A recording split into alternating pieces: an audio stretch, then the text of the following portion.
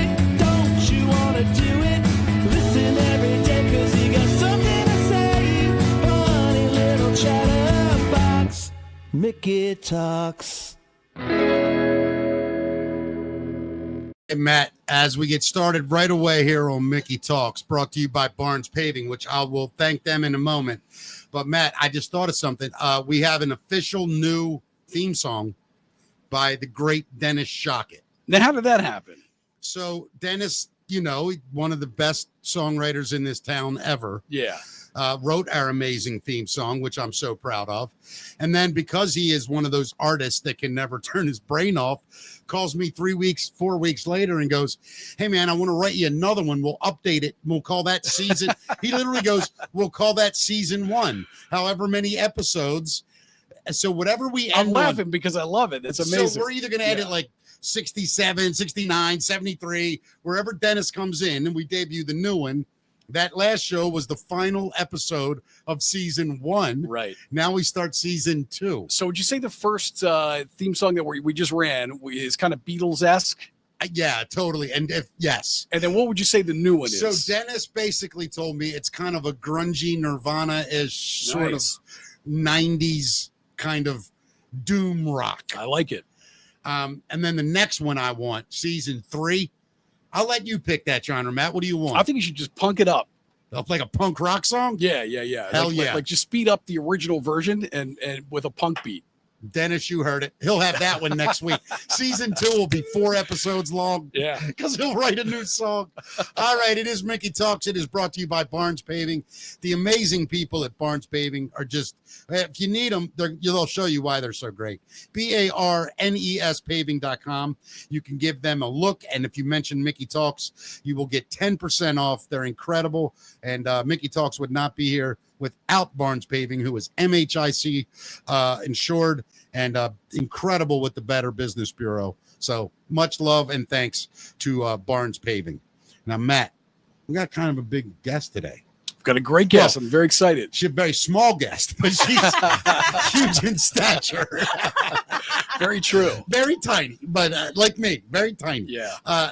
But I love this lady. She has been a wonderful person in this business to run into at events. Well, we all worked with her at one of the old stations, and then she went on to another station. Correct. And now she's at WMAR Channel 2 as the traffic anchor. You do it, Matt. Kristy Breslin, welcome to the show. I am so excited to be here. We're excited to have you. I think what freaked Matt and I out was how excited you were. We were like, what the hell's wrong with her? She's doing her show. It's not like we're going on her show.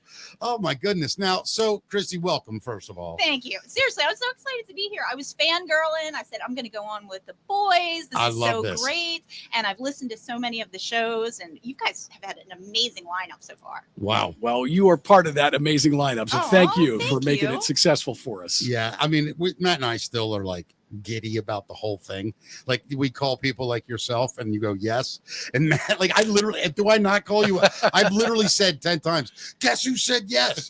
And he's like, am I right? Yeah, I'm absolutely. Like, they're going to do it. And he's like, yeah, dude, he manages a bowling alley. And I'm like, that's not true. But no, I mean, we're just blown away. So Kristy, we wanted to have you on for so many reasons. Number one, I need to know this. Where did you grow up? Well, actually, I've lived in Harford County since I was 3. Yeah, you've literally grew up here. So we're all locals here in this room, which is cool. Yes. You know? Yes. I mean, I'm so local. I mean, I'm talking pre-K. I'm talking kindergarten. I went to Southampton Middle School, Bel Air Elementary, Harford Community College, and then I graduated from University of Maryland. I mean, you don't get more local. It's not always local with media people, though. You know, it's not. It's not. No. It's so funny to be in your own hometown, and you're like 5% of the market is locally raised in TV and radio. Yeah. Everybody from out of town. Well, I love it because I know so many people, and these are all people that I've grown up with. And I do a lot of MC events in the community. Yeah, you do. I know you're everywhere, aren't you? Man. 30 this year. And wow. It's all for these wonderful organizations. And in some way, I am tied to every single person at the organization. I either went to high school with them, I went to college with them. I know exactly how you feel because I do the bikini contest at Red Eyes. I do the bikini contest at Tiki Lee's. I do the bikini if they have a bikini contest, you can bet your ass it's me there saying hi. So I've been doing those, by the way. It's so funny. Like, I mean, I'm a comedian by trade, right? So it's perfect for me. But I literally think about how long I've been doing that kind of stuff. It's hilarious. It's like you started back in the Hammerjacks days, did you? Well, the truth of the matter is my first gig like that was at Night Shift. Night Shift? Where was that? Is it still open? I don't even know. I don't know. It was on what is it, Halliburton, right by if you're going past Jimmy's Famous Seafood, from Dundalk, you know what I mean, going towards the city. Jimmy's is on your right. You take that all the way down, and when it bends like that, underneath of 95 is where Night Shift was. I know exactly what you're talking about. Yeah. Yes. There's a lot of accidents there. Yes, tons of accidents. That's her reference. Yeah, that's a great excuse, by the way. Well, it's true. I mean, I can tell you, and the other thing is, you guys know Harford County very well. Yes. There is one spot in Harford County that every day there's an accident. There's one near you, Matt, like on Bel Air Road, Sunshine Avenue. Oh my God. Yeah. It's like the Bermuda Triangle. That is, huh? Yes. You got it's like the gangs of New York. Yeah. You got the 5 points coming together. I do want to say too, the traffic thing, with me with Night Shift. And you're right, there were a lot down there. I saw a lot of rear ending going on. Kristy, listen, I'm not going to take you that low. Believe me, I had to make my stupid little childish joke. But that's where I started doing those kind of things. They had a Jello wrestling night. That's how long ago I'm like a kid, man. And that's how I started emceeing things. Honestly, I'm very immature for my age. I am, and I'm very. I think we all are, that. Kristy. Oh, I am. I mean, but I have a lot of fun. Yeah, of course. I got to tell you guys, when you told me, I had told Matt because I was listening to the show, and I'm like, oh my gosh, this is so good with you and Mickey, and I'm like, oh, maybe he'll ask me to come on. And then he did, and I'm like, woo! I was so excited about that. I'm like, score! I thank you, Chris. That makes us feel. You can't imagine. Sincerely, thank you. So let's get into this. So you grew up local. You graduated from Maryland. What was your major? Communications. Okay, so you knew what you wanted to do. What was your first job? Well, funny enough, my first job I'm still at Harford TV. Well, actually, no, let's go back. 15 to 21, I was a waitress at Chili's, and I was terrible. Awful. I mean, I would have fired me. Now, you're a very personable person. Right. What made you terrible at being a waitress? Okay, this is really bad. But you know how when you have somebody that's like, okay, I want to get the hamburger, but I don't want the sesame seeds, and I don't want the onion. Yeah, I know exactly what you mean. And I want it cooked medium well. And it was just very picky people that would get mad at me. Right. And, I was nice about it. I was very nice about it. But it just, some days it just got really frustrating. I get it. Believe me. So you did that. And then what was your first communications job? The one that I'm still at, one of the ones I'm still at, Harford TV. I've been there. I'm 47, and I started when I was 21. Wow. And just continuously done stuff for Harford TV since you started. Yep. That's incredible. It really is. And admirable. Yeah. Well, it's great because I don't even like my kids that long. I don't know how you could do that.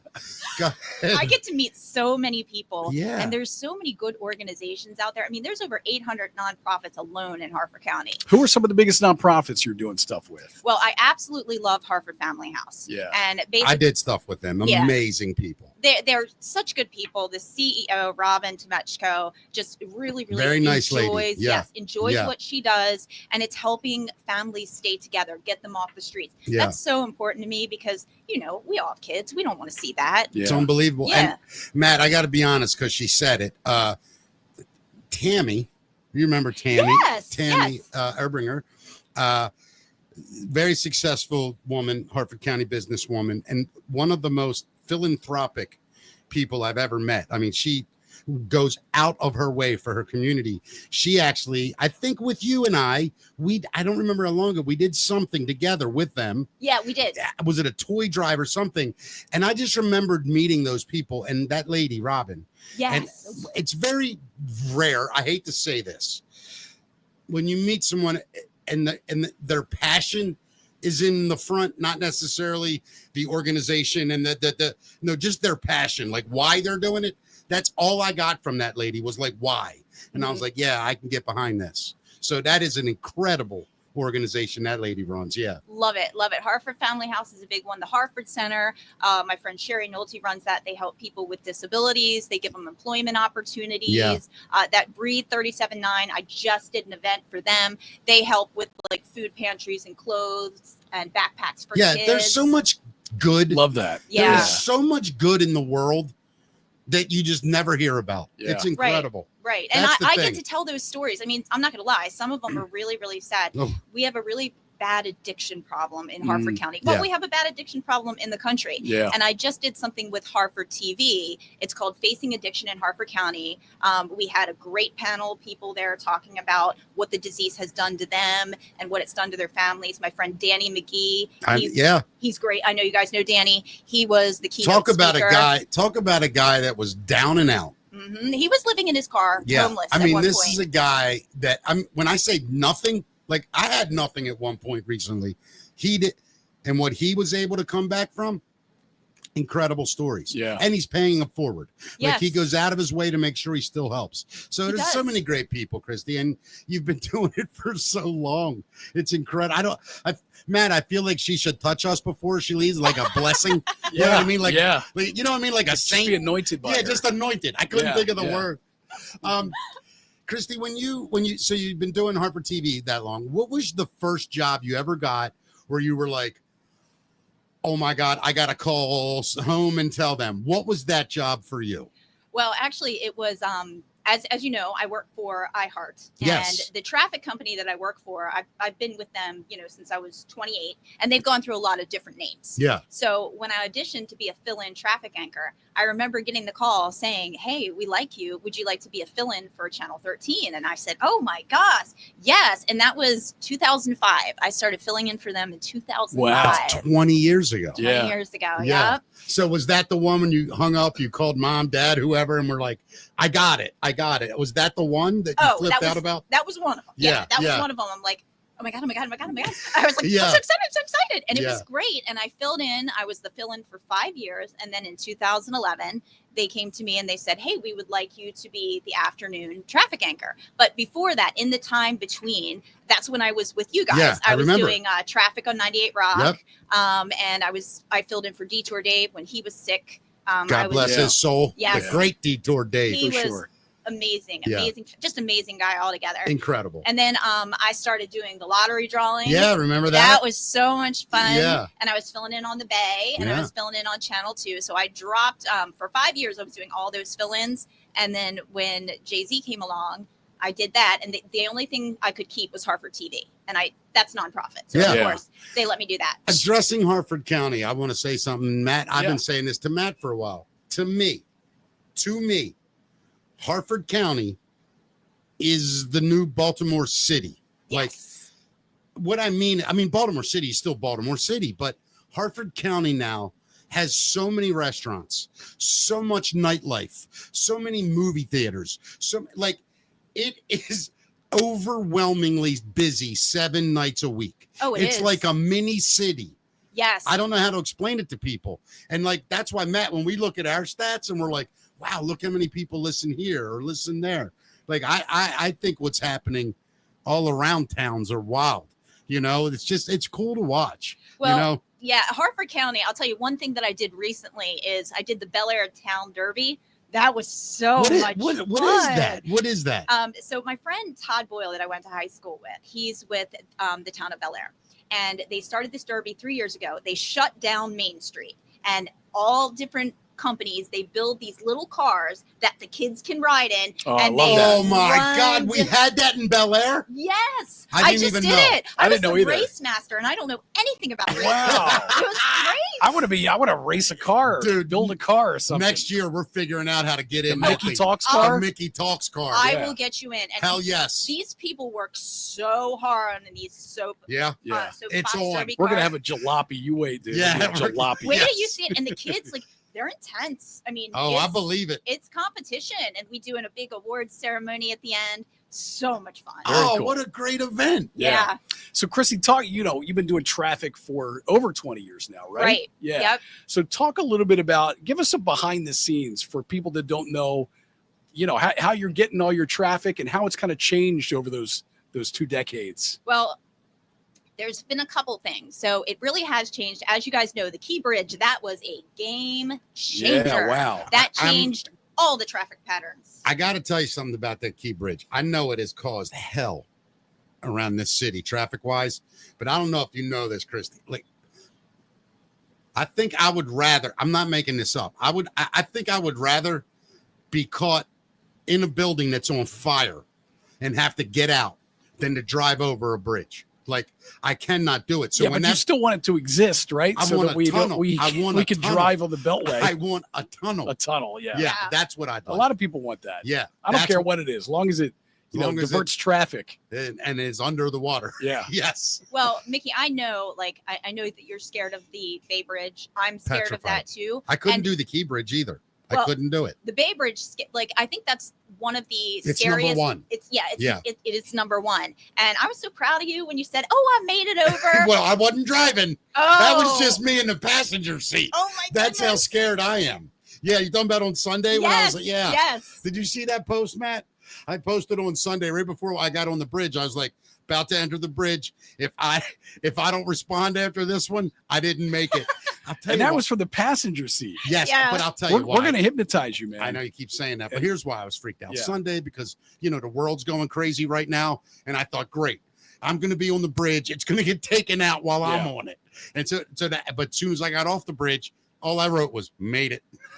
I saw it, and I'm Yeah. like, I guess he's all right. Yeah. Okay. So, like, when that happens, okay, how does your job change overnight? What happened to you the day the bridge falls? How's doing the traffic different?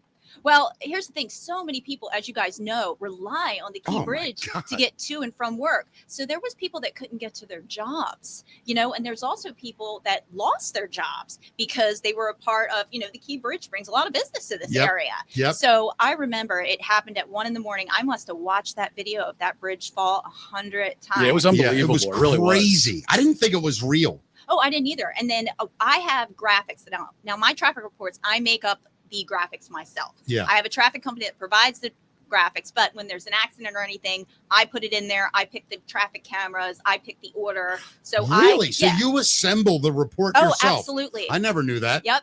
I assemble the whole thing. Now I have a screen I can show you. It's called TrafficNet. And I go on, it gives me all the traffic information. And then I also have the graphics there, and it'll give me like little dots where the accidents are. So I have to go in, if it's like a tractor trailer fire, I can make an icon for that. And then I have to build saying where it is, putting a camera there. Yeah. It's a lot to put it together. Now I've been in the booth with Detour Dave back in the day. Love Dave. And back in the day, he had a plane. He would be up in the plane, broadcasting from the plane, and I guess flying over this troubled areas to find out where the traffic was. But you can do all that from the studio now, right? Right. Yeah. I have all the cameras that I need. It's fantastic. Who asked- Cell phones help with that, right? Oh, yeah. Yeah. I'm sorry to interrupt. Who? Okay, there's a fender bender or a rear collision on 695. How quickly before you get it reported?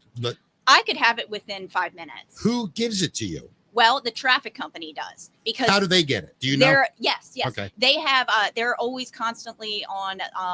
Like the police. Oh, so they actually scan for the reports. Yes, yeah, police they scanners. Scan for them. Wow. And then we have people that call us and tell us where they are. Yeah. So every now and then, sure, you'll miss something. Sure. But not usually. Well, Mick, That's you amazing. can look at Google Maps now because of the cell phones. You can see all the red areas where the traffic is. So Yeah. does that help you at all during your reports? Here's the thing. The cameras, I'm sure, they're what's best. I don't use the cell phones because with me, you can use Waze and stuff like that, but the reason why it's so important to stay local is, for instance, me, I know the area. Like we talked about, I grew up here. So if something happens, I can say, look, right near North Hartford High School. I can give you points of reference that people would actually understand. Sure. Like if I said Highway 151, they're going to be like, what is Yeah, that? yeah. 151. What's What that? in the hell? You know? You mean 152? Exactly. And that there's Mountain Road, dummy. Very good. It is Yeah. Mountain Road. Yeah. Yes. Yeah. So, I like to give points of reference, and I can also, I drive an hour to work every day. Wow. So of course I can say, hey, I just went through this, or the Yeah. construction. Barely made it through or just missed it. Yeah. Exactly. Yeah. Or the construction, I know where that is, and I can tell them, hey, it'll probably clear. I can give you alternate routes that you can't get that with Waze. How did you get such a non-Baltimore, Maryland voice? Did you work on it? Like, you have a great voice. Really? I think you don't. For sure. Oh yeah. Thank you. And You I mean, have no, that. a very neutral accent. Yeah, that's what I you mean. know? Yeah. It's like, I can't tell where you're from. That's hard to do. Well, I was born in Philly, but Which is the same as Baltimore. Yeah, really. exactly. Yeah, pretty I've much. been here since I was But 3. you were raised here. I was raised. Since 3, I have been here. My parents still live in Bel Air. Right. So, I'm in Harford County all the time. I technically live in Cecil County, right over the bridge. Yeah. Because my husband works in Wilmington, and I've been doing that drive for like 17 years. Yeah. But my parents live in Bel Air. So I'm always over there. Well, Kristy, the thing I've always said, I thought you'd be good at the anchor desk too. So you're going to get your chance right now. We do the news every show, Woo! except it's called That's the Facts, Matt. Oh, I love that. Yeah, and you chime in whenever you feel like it. It's the easiest news you've ever done in your life. It's news and opinion, and Barnes Paving bringing it to us. Matt, are you ready? Let's do this. This is That's the Facts, Matt. What do we got? Yeah. So, Kristy, we've been keeping everybody up on the Diddy trial here. Oh, yes. Heard a Day lot about that. 24. Yeah. This is a wild day, man. The jury watched the freak off home videos. The judge in the Sean Diddy Combs trial started the 7th week first by replacing juror number 6. That was what we've been talking about all week here. The man gave inconsistent answers about his residence, and the judge feared that he was scheming to be on the jury determining Diddy's fate. And he was replaced by a 57-year-old alternate from Westchester. And another juror was questioned after court adjourned. This person received an anonymous text from an unknown number asking if they were juror number 6. So there's suspicion that the second juror has discussed Diddy's case outside the courtroom against the judge's directives. So all kinds of weird complications here. And the day ended with prosecutors showing the jurors videos of Diddy's freak-offs retrieved from Cassie Ventura's laptop. Courtroom visitors could not see the video, and jurors listened to the audio through headphones. Diddy used his American Express card, they said, to pay for flights for Cassie and male escorts traveling to freak-offs. His company, Bad Boy Entertainment Worldwide, paid the credit card bills. Bad Boy staff made hotel arrangements, procured drugs for the freak-offs, and cleaned up the resulting mess. And prosecutors allege that this is evidence that Bad Boy operated as a criminal enterprise, according to the RICO statute. It's just unbelievable that in 2000, what years were this? 20, 21, 22, whatever. Yeah. Even 2010, let's say. Yeah. That people are still doing this, thinking they're going to get away with it forever. Right. Everything you do now. There's there. cameras. There's It's cameras. there. There's Yeah. everything. It's recorded. Right. Everything. Let me ask you a question. You would know this better than anyone. Can you see most of everything from the cameras, in the city? Not really in the city, but let's just say I've seen a lot on those traffic cameras. That's what I was going to ask. Yeah. Have you seen some weird stuff happen? I've seen some stuff I wish I didn't. I've seen some things that, not many, but Yeah. there's times where I've actually seen the crash happen in the camera. Oh, That's got to be gut wrenching, right? It To is see that. gut-wrenching. Yeah. Because it's always my number one fear. Oh my gosh, is this someone I know? Yeah, of You know, course. very Yeah. scary stuff. do you see people dropping off their couches on the side of the road? Matt, I am not kidding. I have seen that. Yeah. I have seen that before. Stop- I've seen cows Stop in the road. following me on camera, Kristy. Stop following me. It's horrible. So, Kristy, you were talking about the painkiller addiction that's taking Harford place County. all over Yes. Harford County. So all 50 states have agreed to a $7.4 billion settlement with the OxyContin manufacturer. Purdue Pharma is entering a $7.4 billion settlement with 55 U.S. states and territories. The states and territories accuse the company behind OxyContin of fueling the nationwide opioid crisis by aggressively marketing its products. Okay, that's great. $7.5 billion, right? Great. Wow. $7.5 billion. Thank you. Now, who's going to jail for the actual crime? Yeah, that's right, man. Nobody in handcuffs, right? Right. Right. Nah, nobody goes to jail. You just pay them. Sorry, we got caught.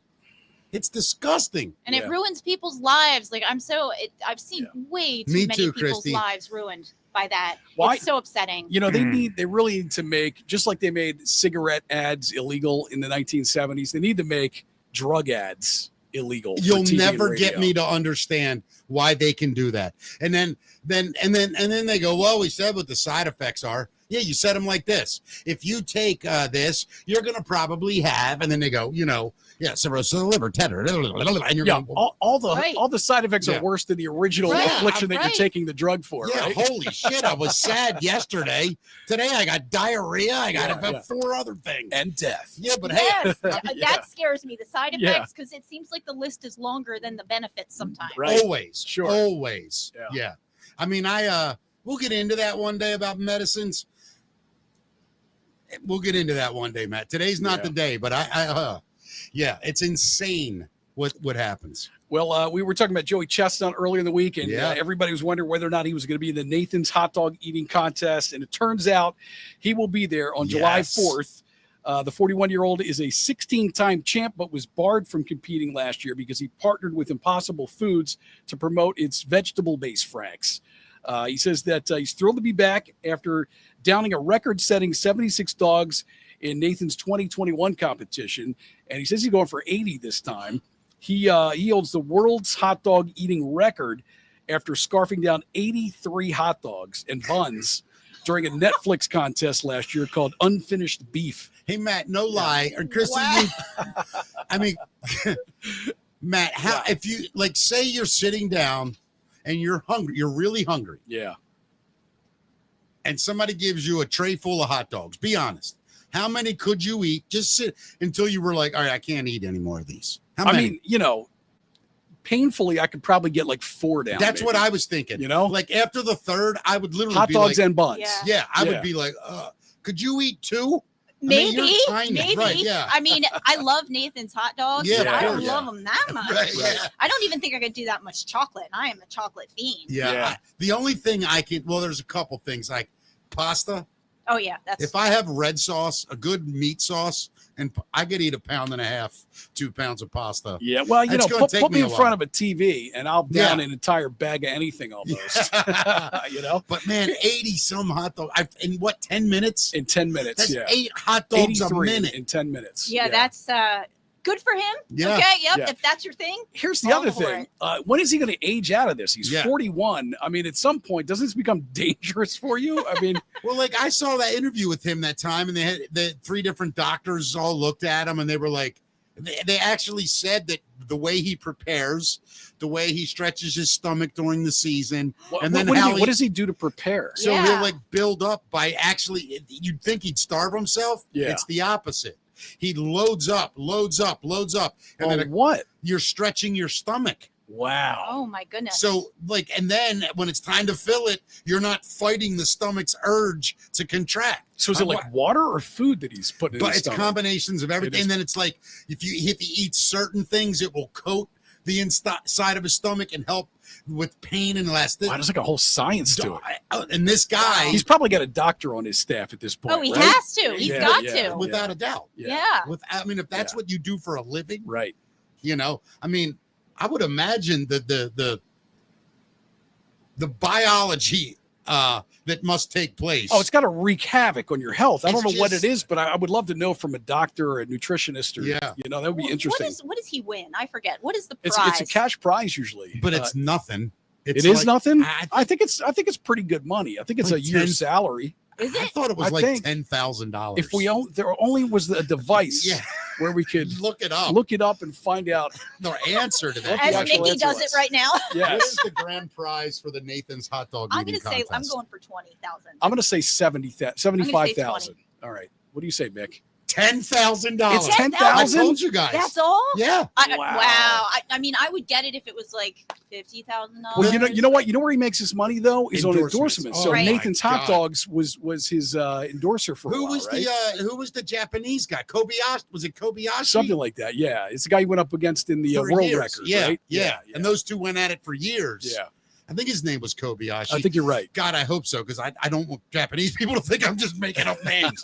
But I think it was Kobayashi. But anyway, I used to, that couple years they'd go back and I loved it. Yeah. I think it's neat. I don't mind it. And the fact that it's been going on so long in the same exact spot, and it's one of the biggest, like whatever you want to call those things, festival events that we do every year. That's just fun. Yeah, but you know, as I have to say, as I get older, it becomes grosser and grosser every year when I watch it. Really? You know, yeah. I don't know. I kind of dig all the pomp and circumstance. I like it too. They come in like wrestlers. Yeah, it's like the WWF, you know? And that dude, what a gig that guy has in the hat that MCs it. Yeah. Oh, that's right. Yes. I'm not kidding you. It is the only MC gig I'm actually jealous of. Yeah. Because like there's some events that I've been doing for years, right? And I'm like, I love doing them. And yeah, they're fun. They're like a badge of honor, and you've watched the events grow and all that. Yeah. But that damn Nathan's hot. That would be fun. That would be fun. When that guy goes, I want to audition for that job. That sounds like fun. I would kill for that job. I would too. Yeah, you're on the front lines watching all these Heck hot yeah. dogs go down. Bringing all those, you know, mega stars in the hot dog eating world. Well, tell me this, guys. Have you ever heard of a shoelace delay in baseball? No, a shoelace delay? Shoelace delay, No. yeah. So first time it ever happened, it was in college ball. Arkansas relief pitcher Gabe Gackle made history in the College World Series with the first ever shoelace delay. I butchered the name. Hold on. Hold on. Just because of that, the whole story sounds fake. Right. We had a shoelace violation by a guy named Gabe Grickle. Or what was his name? I think it's Gackle. It's Gaeckle. How would you say that? That's a Gae gecko? CK LE. Gackle. That's what I said. Gackle. I said Gackle. I think it might be Gackle. GAE? Okay. Gackle, tomato. Yeah. There we go. Yeah. Nobody cares. Yeah. Shoelace Velcro. Is there any point to this story, Matt? He made history, Mick, actually, in the College World Series with the first ever shoelace delay. When he pitches, his delivery sees him drag his right foot so violently against the mound that he has to change his laces in that shoe every inning. What? During Arkansas's first game, his laces gave out in the 5th inning, so umpires delayed the game to allow Gabe to get some replacements. Oh, my God. I've never heard that. Wow. You can bet your ass Nike will have the Gabe Gackle Velcro baseball shoe out next year. Gackle. That's a marketing ploy right Google. there. Gabe Google. You're going to see the Nike Geico or whatever the hell it is. Just like the greatest baseball spike ever invented with like the world's most advanced Velcro system. Be made out of the stuff they make. What was those great phone? Remember everybody was buying those phone cases. What were they? Oh, I know what you're talking about. Otterbox? Yes. Yeah, I got an Otterbox. Otterbox. They still sell them. You got an Otterbox? Yeah. Oh, Yeah, my yeah. God. I had really? one. Yeah. You It's got great, one? man. I had one, yeah. I never got Dude, they're one. great cases, and I buy one case for every iPhone that I buy. I never have to replace it. I can drop it on the floor out of my car. I just don't like the bulk of those. Those are heavy. They're That's very- my phone. Yeah, but look, I would use that. they make them pretty thin now. Oh they my make them pretty God. thin and See, robust. that's mine. Mine's look not at this. too heavy either. It's really That one's not bad. no, No. it's good. No. Yeah, but you still have that whole big. You too, Kristy. You guys have those big rectangles. Yeah. I mean, Yeah. for those of you looking, that's. But it just- saves me from cracking my phone case, my glass, and Yeah, I I've hear never you. cracked glass or anything. I It's get it. waterproof. Yeah. Yeah, no, Oh. it's great. I mean, I dig it, Yeah. but yeah, not for me. We'll get him some ruse with the Yeah, with the Velcro straps. I know what I'm getting him for his birthday. I can tell you that. Yeah. but here's another thing. Like, I'm not like a crazy fashion guy. I don't really care about Yeah. what I wear. You know what I mean? I would totally wear Velcro shoes, but I know I did. Yeah, for girls, I think can get away with it. Yeah. For a dude, you got to be a certain age before you get to pass on the Velcro. What do you think Velcro age pass is? You got to be at least 50. Older than that. You think? I'm going 60. I think older than that. You think? I think 70 is where we go. All right, man, you had a good run, bro. You wore the shit out of them Chuck Taylors. Go ahead and put some Velcro on. I just 70's recently the age. graduated to laceless shoes, Yeah. like Oh. slip-on My shoes. dad lives Yeah. by them. He Yeah. I loves love them his too, but- Skechers. He has like 6 pairs Yeah, I of love 'em Skechers that you too. just put Yep. right on. What were And- them shoes like 2 years ago? I bought like 3 pair. Hey, dudes. Hey Dudes. Do you remember the Hey Dudes? I don't know. Hey No. dudes. What's I Hey don't know. Dudes? Both do. Trust I got me. On Clouds. Those are my shoes. No, now. bro, hold on. Everybody knows Hey Dudes. I remember the name, but I'm cool. I just got Crocs recently. Really? I love me Yes, some I Crocs. do. My love the daughter Crocs. was on the Croc train for a while, and the big thing with the Oh, kids yeah, now I are the remember them. gibbets. Yes. My son loves his gibbets. Yeah. He's got so many gibbets. I mean, he's What 7. is a gibbet? That's a little charms kind of things that you punch into the holes of the Crocs, and I mean And you everybody's fill up- making them. You fill up Yeah, your Crocs. and it can be Yeah. anything. Like they have SpongeBob, they have American flags, they have sharks. I mean, anything. Christy, you're getting a little excited about I filling your know. Crocs up, aren't you? I am. I gotta be honest, I've never worn Crocs. I love 'em. I've never I do wanted too. to wear I them. love them. I have Do ya? Reese's. I have Reese's Crocs. I mean, Wow. I love them, but you look like a dork in them if you're a guy. I Yeah. think Yeah. women. I actually like them on women. I think they're kind of Yeah, sexy. like a lot of nurses will wear yeah, them. I Right. like it, but You on know. a dude, I'm just Yeah. like, you fighting diabetes, bro. Is that what's going on? Your feet hurting? I see you. I see let you. me tell you, do not drive with Crocs. I am telling you that as your traffic Really? reporter. Why is that? They'll flip off. They will. and they'll They get will. stuck I under mean, the pedals. Yeah, it's Oh, there's been a no. lot of horror stories about Hey. people driving with Crocs. Hey. I heard. I'm not kidding you. I got my Crocs stuck under my brake on 690. Really? If I wouldn't have been on 695, I could have been dead. I was able to get my other foot under the brake. I'm trying to picture how that happens. I don't So even. you're it's no back to the shoe, Right. right? There's Okay. no back. So when Yeah. you're driving, right, if you move your foot and you just have it down, it'll spring forward. And Mm-hmm. it went behind the brake pedal. And I was like, fuck. And I'm driving, I'm trying to reach. I'm like, oh my you God. can't retrieve it so you can brake. Right. Correct. It was like Oh. That's So- happened to a lot of people. So thank God I literally Whoa. took my left foot and I could slide it over near the gas pedal enough Yeah. to where I could then use my right foot and get it back. Yeah. But that was scary as shit. I never Oh. did it again. I know. Well, they have some straps that you can put on the back, but the way to wear Crocs is like, Open. yeah. Yeah. So do not drive with Crocs. I'm Yeah, do glad you not- told your They make. story. I mean, it's Yeah. great. They make like wintertime Crocs now with like fuzzy insides. Have you They seen do, that? yes. Yeah. but they're not like, I don't like the fuzzy ones because I like to wear my Crocs in the water. Yeah, Right, I'm with yeah, you. that's- I don't Yeah. like them with That socks seems or to be the anything point like of that. it. It's like, well, you Right. just get a shoe if you're gonna, Right. have something Right. fuzzy. I had a pair of Crocs. They were like maroon too. They were like a weird, almost like, what would you call it? Like blood tooth. What is that color? Houndstooth red, like Oxford red. You know what I don't even mean? know that color, Mick. Me either. I'm making the whole thing up. I I'm- believed it. I'm around the color I'm thinking of, but I can't think how something blood something. I don't know. Anyway, I had a pair like that. I loved them, and I used to wear them the morning show all the time. Amelia made God, she used to crucify me. What'd you for call wearing- them? Bloodtooth? It's some color red, like I've never heard of Hounds- that, houndstooth blood. Some Houndstooth. there's so many No, that's a different jack- colors. yeah. But you God know what? damn it. Some of the best Is that advice, your favorite color? No, I just like those But shoes. he's like he's those. right. There's like so many Yeah. different like shades of colors. Like I don't even know them all. But just like George Costanza said on Seinfeld, like it's not a lie if you believe it, and he Right. believes it. You Yeah. know? Oh my Yeah, god! yeah, yeah, You 100%. and my wife are going to be best friends. I love Seinfeld. You I just think quoted Seinfeld. Oh, I can quote Seinfeld. She's right. got a quote for Seinfeld for everything that happens in life. I got to step out of this conversation. Gotta step out. I want to keep my friends. There is a Seinfeld cult that I just can't believe. I can't buy it. It's like when I'm at parties and I know what happens. Somebody will say something, and then like 6 other people do it because it's like a famous thing from Seinfeld. Yeah. And I go, I just never watched it. You well, Mick, you want to hear something crazy? I've barely watched. I it bet ever. I've seen 10 episodes. maybe Yeah, that that's where I'm at. over the years. And I never even liked Jerry Seinfeld as a comedian. And I all these years I was always like, why don't I like him? He's a god.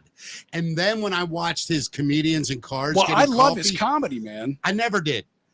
But then I watched his Netflix show, The Comedians in Cars, Yeah. and then I understood him. I understood who he is.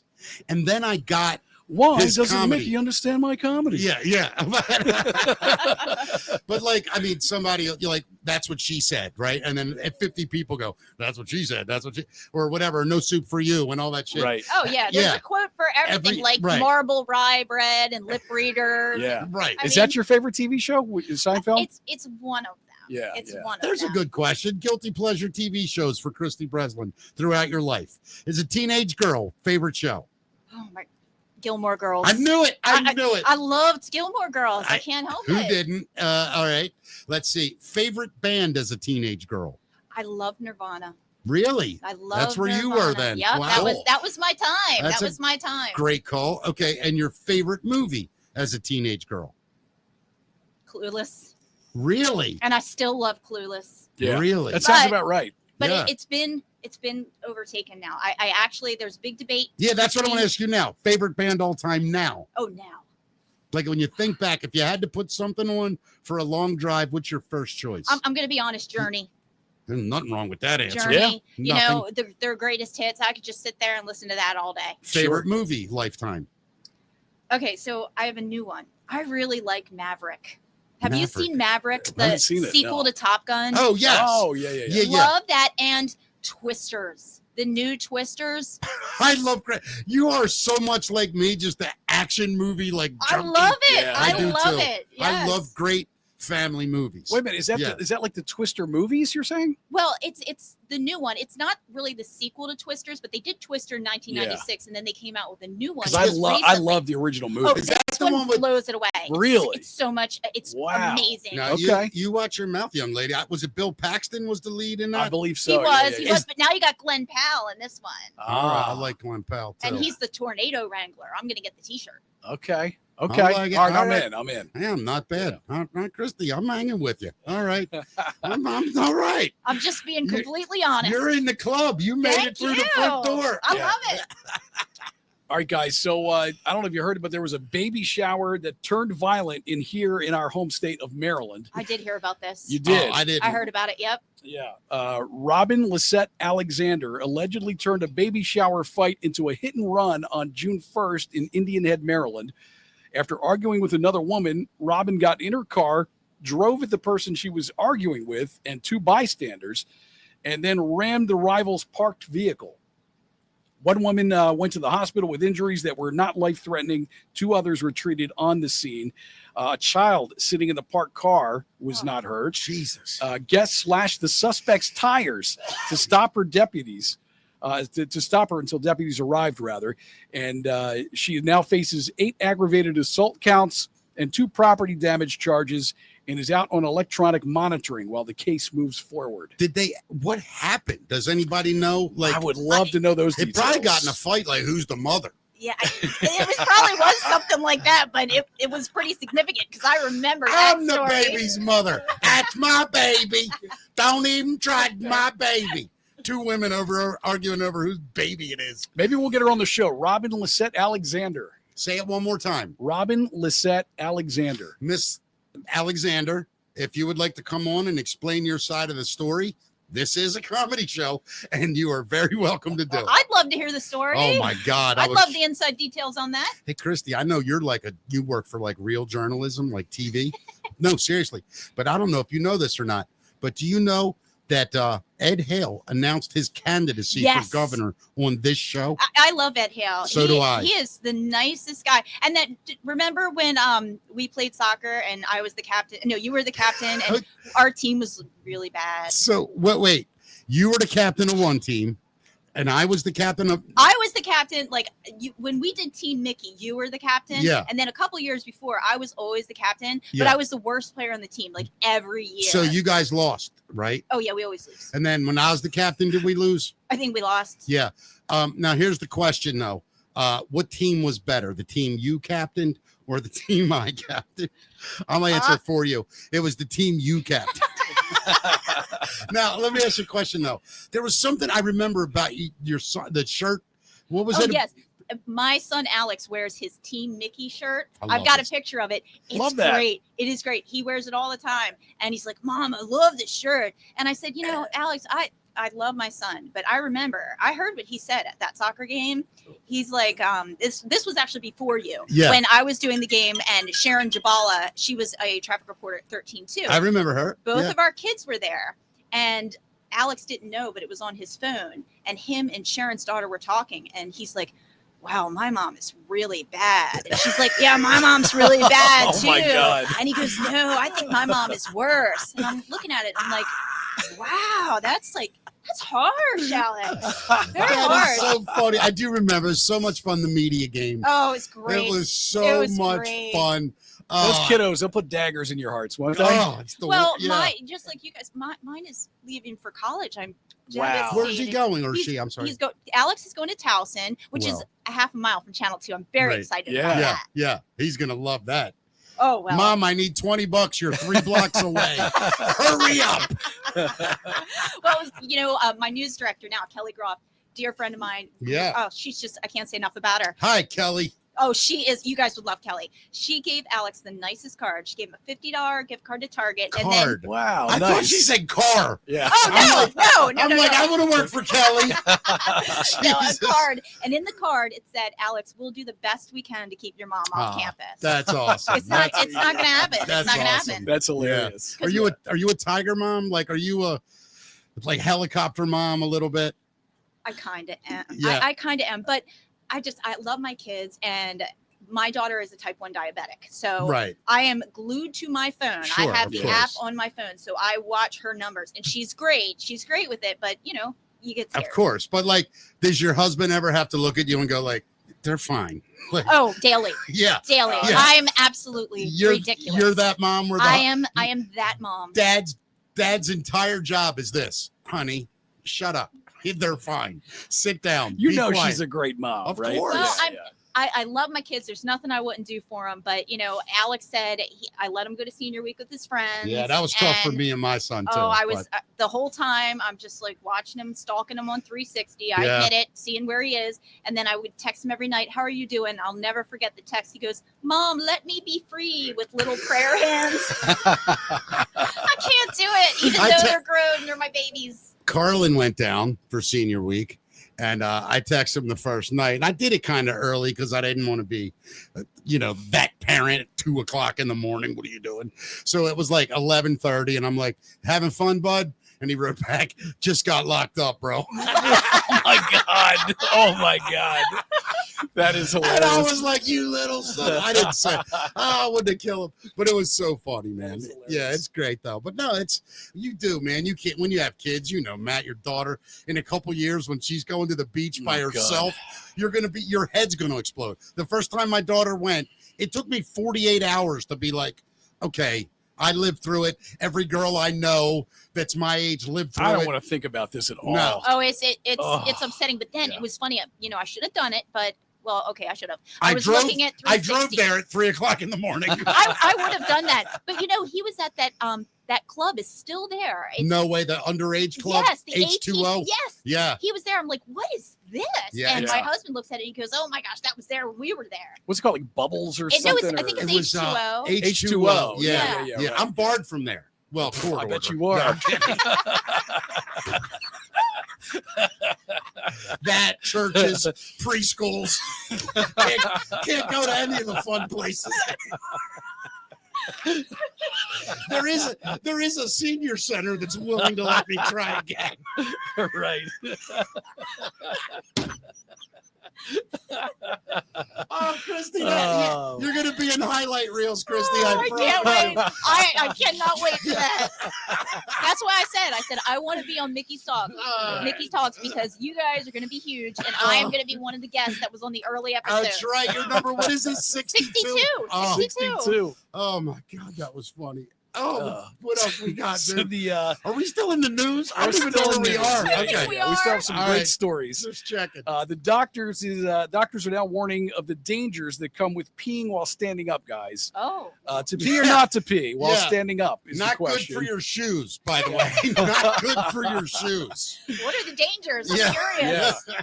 Well, it's a debate that's raged through parts of the TikTok universe recently with Yeah. an OBGYN named Emma advising the ladies not to do it while in the shower, no matter how tempted they are. That advice, however, isn't exclusive to women. Gerald Collins is a consultant urological surgeon at Alexandria Hospital in England. He advises that even for men, seated is the, quote, most efficient way to go, so to speak. When standing while peeing, guys are more at risk for benign prostatic hyperplasia, where the prostate gland and surrounding area expand, which can block the urethra. Yeah. So Mickey and I both looked at each other when you said hyperplasia. Yeah, what was that word? Yeah. Hyper? What? it's where did it go? Way above my head. It's benign prostatic hyperplasia. Benign prostatic hyperplasia. Yeah. It I had to- basically I had means to that your pay- prostate gland and surrounding area expand, which Yeah. can block the urethra. I had to pay extra for that when I was at the Bunny Ranch.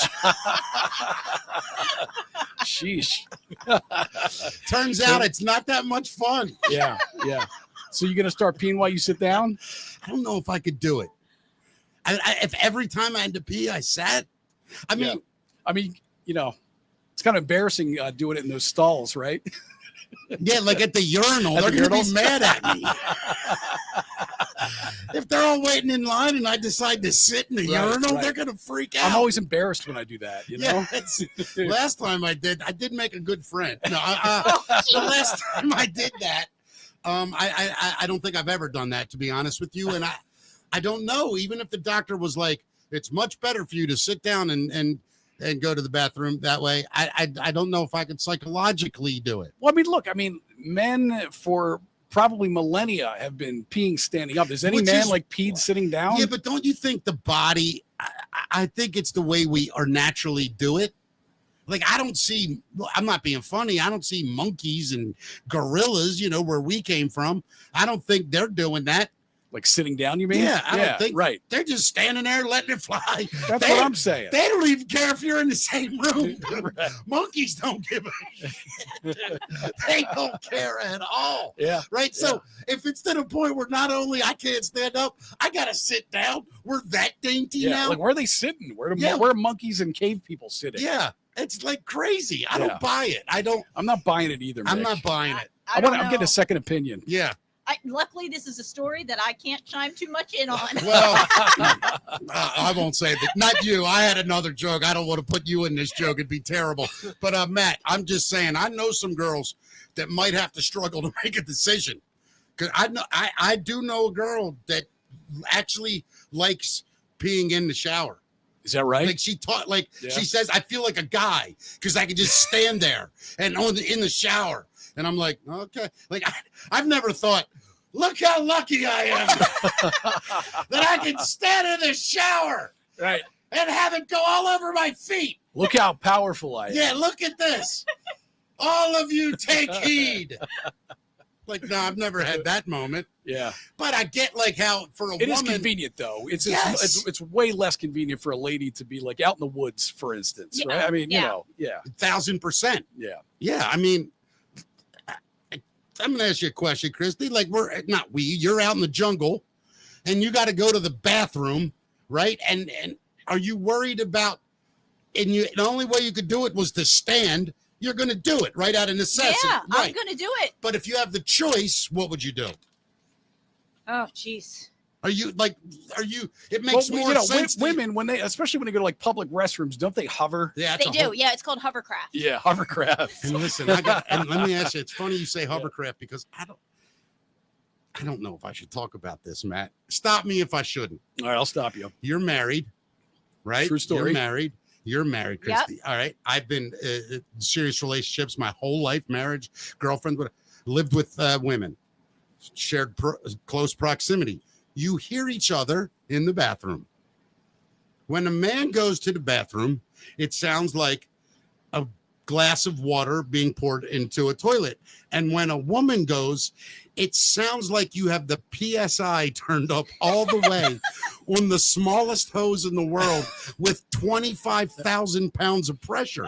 Like, I just envision women rising up as they sit, the pressure. Like they're power washing the floor. Power washing? Yeah, like they're power washing the toilet. And I often sit there and I just hear it and I go, I wonder if she's like, if it raises her up. Mickey's been with some powerful women. Apparently. I'm learning. Yeah. I'm learning. Now, I do hear the trinkles or whatever you call it. Trinkles. Right? Yeah, trinkles sometimes. I'm just talking about when it's like you got to go and you got a good stream going. Guys, it sounds like a glass of water. Girls, sounds like a paint sprayer. I don't know what's happening in there. It's like the funniest comparison. I like the power washing one. Yeah, I gotta be honest. That's funny. But do you know what? Am I just talking another language right now. You don't know what I'm talking about. I'm trying not to pay that much attention, if I'm being completely honest. Well, I lived in some very small places, Matt. and I was poor, and I couldn't afford a TV. Right. So I could only listen to the ambiance. That was the only entertainment you had growing up. That's it. When I was a kid. That's my original, like, white noise. We used to listen to my sister pee in the bathroom.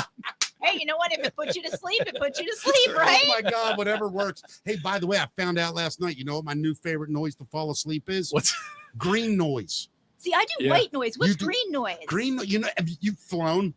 Like Green Day. You know, the best way for me to describe green noise, you know how you're in the plane and it's very quiet. Yeah. But you just hear.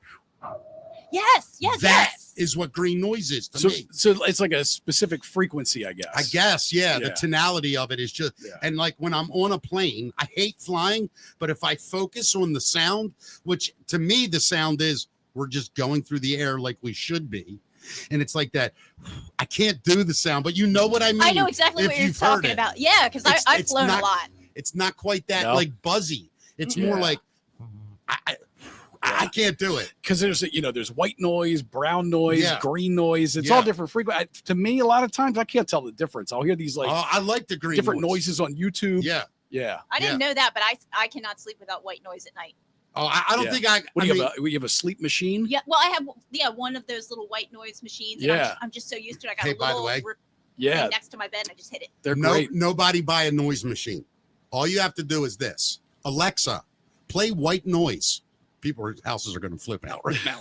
But oh my God! Alexa, play Mickey Talks. Yeah, Alexa, play Mickey Talks. That is awesome. That is awesome. But we do that every show. If you're at home, do you have Alexa in your room? Of course. If you just go Alexa, play brown noise, it'll. Alexa helps me out on a daily basis. Let me tell you something. I love Alexa, but they're listening. Oh, I know. That scares me. Now tell me this: when you travel, do you have to take that noise machine with you so you can get to sleep? No, when I travel, I don't. I guess when we travel, we're so active. I'm always so tired. Yeah. So, or I'm too excited about where I am. But at home, I've got my system. I mean, I've got my little remote control. Every night before bed, I hit it. Fall right asleep. Yeah, especially if you have people around you that aren't going to bed at the same time and they're up around the house and there's noise. Those things help. Well, I need it. I get up at 3:00 in the morning. Right. So, I've got teenagers. Yeah. They don't go to sleep the same time as me. Sure. Hey, let me ask you, Kristy, are you guys like an Ocean City family? Do you vacation in Ocean City at all? My family, like I said, I was from Philly, so we did a lot of Jersey Shore. We love the Jersey Shore. But we do Ocean City, Maryland too. Like I've done both. I've done both. You like LBI or Ocean City better? I mean, I get it. You're from up there, so it would make sense. Honestly, I kind of like Ocean City better because I do. I feel like that's where all my friends go. Yeah. And when I say, hey, I'm going to the Jersey Shore, and the only thing I don't like about the Jersey Shore is the beaches are really long. Yeah. It takes a really long time. Yeah. It's like a 3-minute walk. Yeah. From the boardwalk or where you park to the water. Yeah. It is. Come on. on. Carrying all that beach stuff. Yeah. I mean, that's a lot. Yeah, that's crazy. Great. I love Ocean City. What else we got? Speaking of vacationing, Southern Europeans are shooting tourists with water pistols. They're fed up, apparently, in Barcelona, Mallorca, Venice, and Lisbon. They're all fighting over tourism by squirting tourists. Protesters armed with colorful water pistols and protest stickers sprayed visitors in storefronts, saying endless tourist waves push up the rent, jam streets, and strain the environment. The new coalition called Southern Europe Against Over-Tourism wants cities to cap arrivals and rethink a job market that leans too hard on vacation spending. In Barcelona alone, 15.6 million tourists visited last year, and rent has climbed 68% in a decade. Whoa. The city's mayor has already promised to ban short-stay tourist apartments by 2028. I just read yesterday or the day before, the Louvre. Oh, yeah. Yes. They're saying we can't take any more people. They just shut the Louvre down. They shut it. The Louvre, the greatest art gallery in the world, said. Well, they went on strike. They just went on strike. The demand to get into the Louvre now is like they could be open 24 hours a day. It's something like 20,000 visitors a day. I've done it once. I've been there one time, and it was amazing. That is in my top 5 things I ever want to do in my life. Probably won't, but it's there. And I would kill to see that. But can you want 20,000 people a day walking through the Louvre. I mean, it's just. I mean, the Mona Lisa is in there. You know? I mean it's iconic. Yeah. The stuff in there is just ridiculous, right? Yeah. But so you think about the tourism, though, as a real problem, right? Yeah. America gets more. Is Think that right? about that. What do you think America gets? I think America, I could be wrong. I might have this wrong. We're so much bigger, though, geographically. That's the thing I'm getting to. I think America gets more tourists, total numbers, but I think if they do it by population, we're not even close to what Europe has per capita. They're getting crushed. They're getting annihilated. Like basically, I was reading this thing and it said an American city like New York, if it had to go through what like Barcelona does in a day, it would shut down. Yeah. The public transportation couldn't handle it. Right. The streets. Can you imagine spending all that money to go over there and then people are shooting you with water guns? Dude, right. In France, yes, I can imagine. Right. Yeah. That's funny. All right. So scientists warn, and my wife gave me this story. It's unbelievable. Scientists are now warning that we might be the last generation to see fireflies. What? Really? Yeah. Is that lightning bugs? Lightning bugs. Yeah. Yeah. Is it around here the only place they're called lightning bugs? You know, I don't know. I always called them lightning bugs. I used to go out and collect them. Right. We all did. Yeah. I called them lightning bugs too. Yeah. I think fireflies is other people call it other places. That's why my question is, was it a Maryland thing that they're called lightning bugs? Or is that's a good question. I'm gonna look. If only there was a device. Yeah. I know. If only we could look it up. Check it out. That was like a childhood hobby of mine, but I've always known them as lightning bugs. Always. Same here. Yeah. So these beautiful creatures, which are beetles and technically not flies, rely on moist environments and dark skies to thrive. But modern urbanization, farming practices, and rising global temperatures are erasing the conditions they need to survive and reproduce. Their fading presence signals a deeper ecological crisis. Fireflies play a crucial role in ecosystems, especially as predators of pests and indicators of environmental health. Experts are calling for urgent conservation measures, which includes restoring wetlands, limiting nighttime artificial lighting, and adopting sustainable agriculture. Without immediate action, they're saying, though, future generations may only know fireflies through stories, songs, or digital screens, not the mesmerizing dance of lights we once took for granted. That's sad. Isn't that's heartbreaking? Sad. But in a related good news part of this, well, two things. Number one, fireflies is what they are called towards the west of the country. Yeah. Okay. To the west, they were named fireflies. The south and up in this way, they're lightning bugs. It's just two different things. Isn't there a third name for them? I forget I can't think of what it is, but is there another name? Alexa would know. I got Alexa the closest would know. I could get to Alexa. Nope. Gosh, that's just like such great pastime. When you were a kid, Yeah. you went out and did that.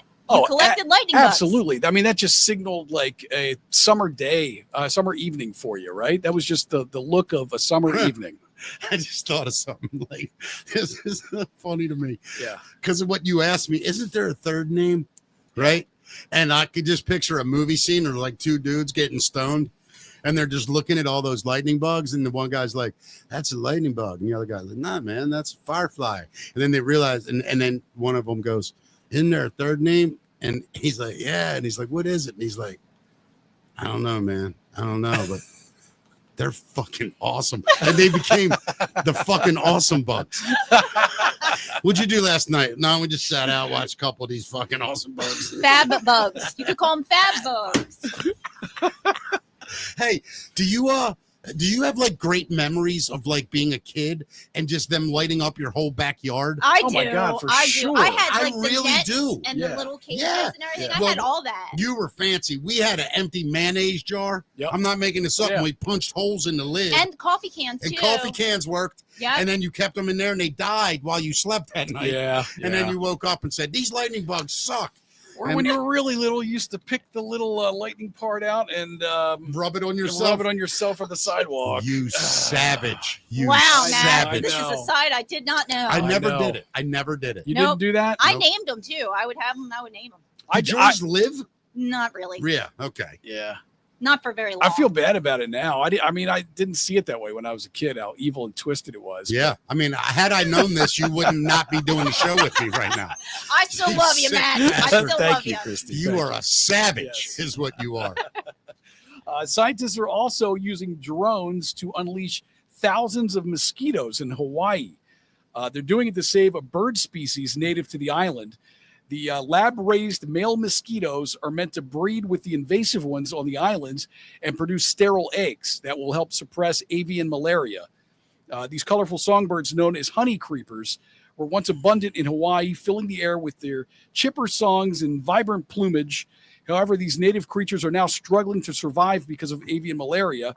It's a fatal disease, and it's transmitted by invasive mosquitoes. So they've come up with a clever plan to help the birds rebound.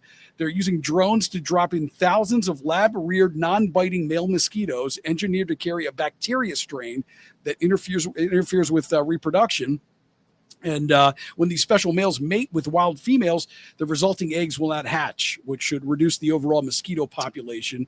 Okay, and give the birds a much-needed break. I think they should do that everywhere, really. Yeah, I mean, like mosquitoes are important, right? To the Yeah. Are to who? ecosystem.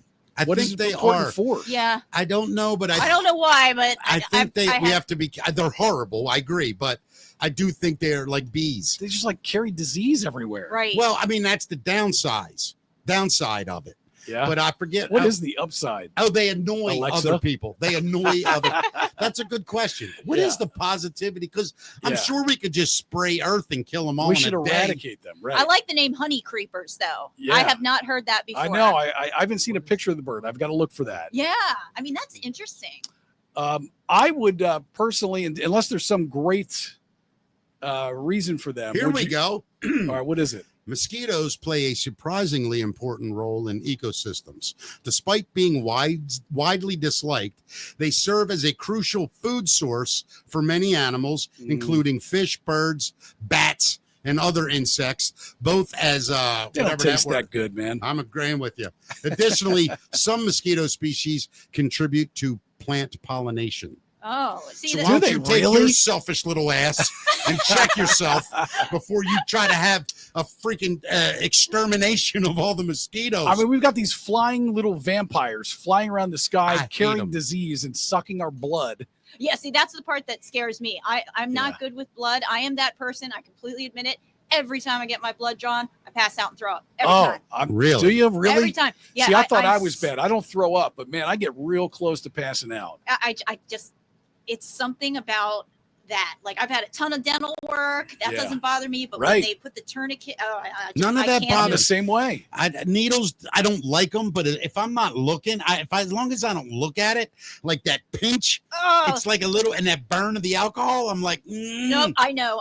Once it's in though, I'm like, okay, I'm good. Well, I can get a shot, but but if they're drawing blood, I'm the same way. It doesn't bother me. No, but people in my family, my dad gives a ton of blood Yeah. for the American Red Cross and Yeah, donations every single year, and I tried to, yeah. but I'm There's the same way as you.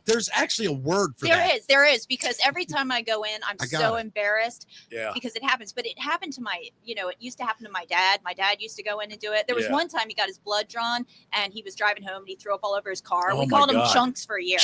Oh my God. Well, those with the fear of having blood taken. See, it's not just a fear; it's a reaction. It's a fight Yeah, or flight they response. told me it's Along- a big thing. Yeah. along with vomiting or passing out, are known as babies.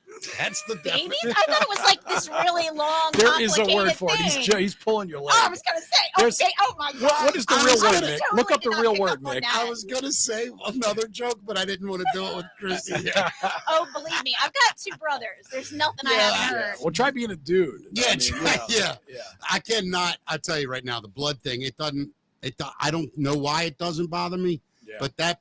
Yeah, I don't know. It just Oh, doesn't. I hate it. I get it. A lot of people do not like it. Nope, I Yeah. dread it. I mean, I am the biggest wuss you will ever meet, and I am fully admit that. That's Yeah. sort of the word I was going to say. Oh no, it is. It's totally. I'm totally a wuss. I know. I get it. I know it. I was more making fun of Matt. Yeah. I can't have my Poor blood. Matt. I can't. Why don't you hypnotize yourself and get over it? Why you do that over there, Houdini? Maybe you can hypnotize me and get me over it. Yeah. I could. Maybe we should try that. Yeah, we should. Of course, I don't want to see that. I don't want to see any blood getting drawn either. Oh, Now, it's would you have to be there while she's getting it done? Not necessarily. Because I was going to say, if that's how you're getting me over the bridge in the car with me, you're out of your mind. What do you mean? If I'm, you don't want me to be there with you? Let me start this over again. You want me to be there with you? No. I'm going to start this whole thing over because I think I'm misunderstanding something. All right, go ahead. When you're going to get her over getting her blood drawn with being hypnotized. Yeah. Do you have to be with her when she's getting it drawn? Not necessarily. I mean, I could be. Does it help? It does. I don't think it actually matters. Okay. All right. We could do sessions. So you're going to train me to get over the bridge before I'm driving over it. Of course. I thought you meant like this. Okay, start driving. Oh, now you're getting sleepy. I'm like, what the fuck? That would be bad. Yeah, As your traffic reporter, I do not recommend that. Hey, speaking of which, the Bay Bridge, right? Let me ask you. And now every Sunday, that thing's a disaster. Oh my gosh. But why going to the beach is it a disaster as well? Like it's backed up on Sundays heading down. Why? Do you know why? Like what's pure going volume, on? right? Well, it really is. I mean, Sundays, I know like summer beach traffic. I know the times that are the worst. Obviously, it's Friday afternoons. Yeah. Definitely, you want to travel at off-peak hours. I always tell people, Yeah. travel after 11 p.m. Agreed. Or that's when I like to do it. Yeah, I mean, or like in the middle of the afternoon, not early morning because people want to get into their places and stuff, not late afternoon. Like there's specific times that you have to go. But I've seen backups on the Bay Bridge stretching like 15 miles. Oh, yeah. I mean, Dude, it's a nightmare. Every Sunday, or every other Sunday, I have to do red eyes, right? Takes me 35 to 40 minutes to go from my house to about a mile before. And then from a mile before the bridge to over it is another hour. Every other Sunday. Yeah. Yep. I used to love driving in the middle of the night. That's when I would go. Yeah, I hate the It's bridge. great. I mean, Yeah. that's my drive in the morning. Like I said, I'm on the road at 3:30 and there is nobody and I love it. What time's your first broadcast? Well, my first hit, as we call it, usually around 5. Wow. Yeah, but so I make sure that I'm there a little bit early just to get things going because you never know what's going to happen. Do you like your hours?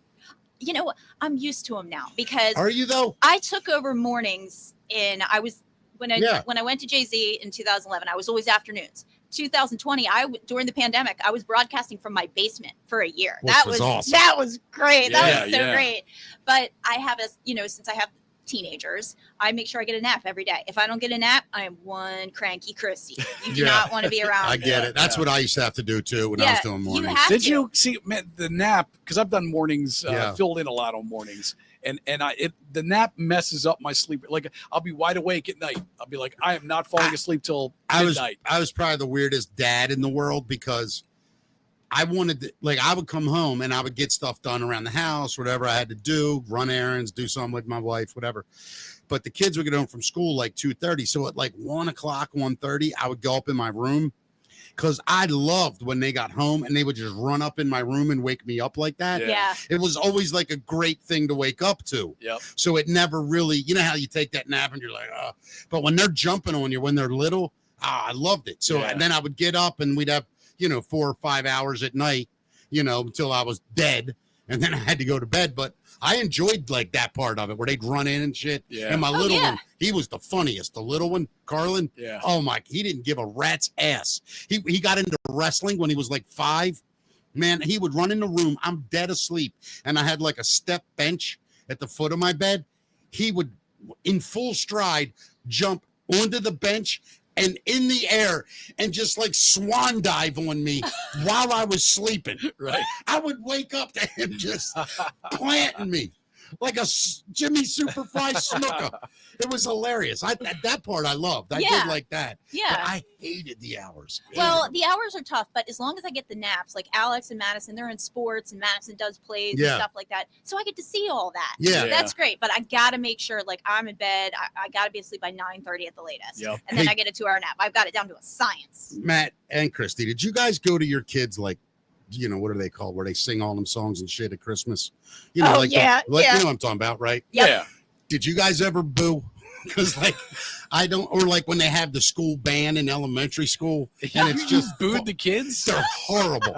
I want one parent to come up to me and post. So I went to my kid's band recital from elementary school. They nailed it.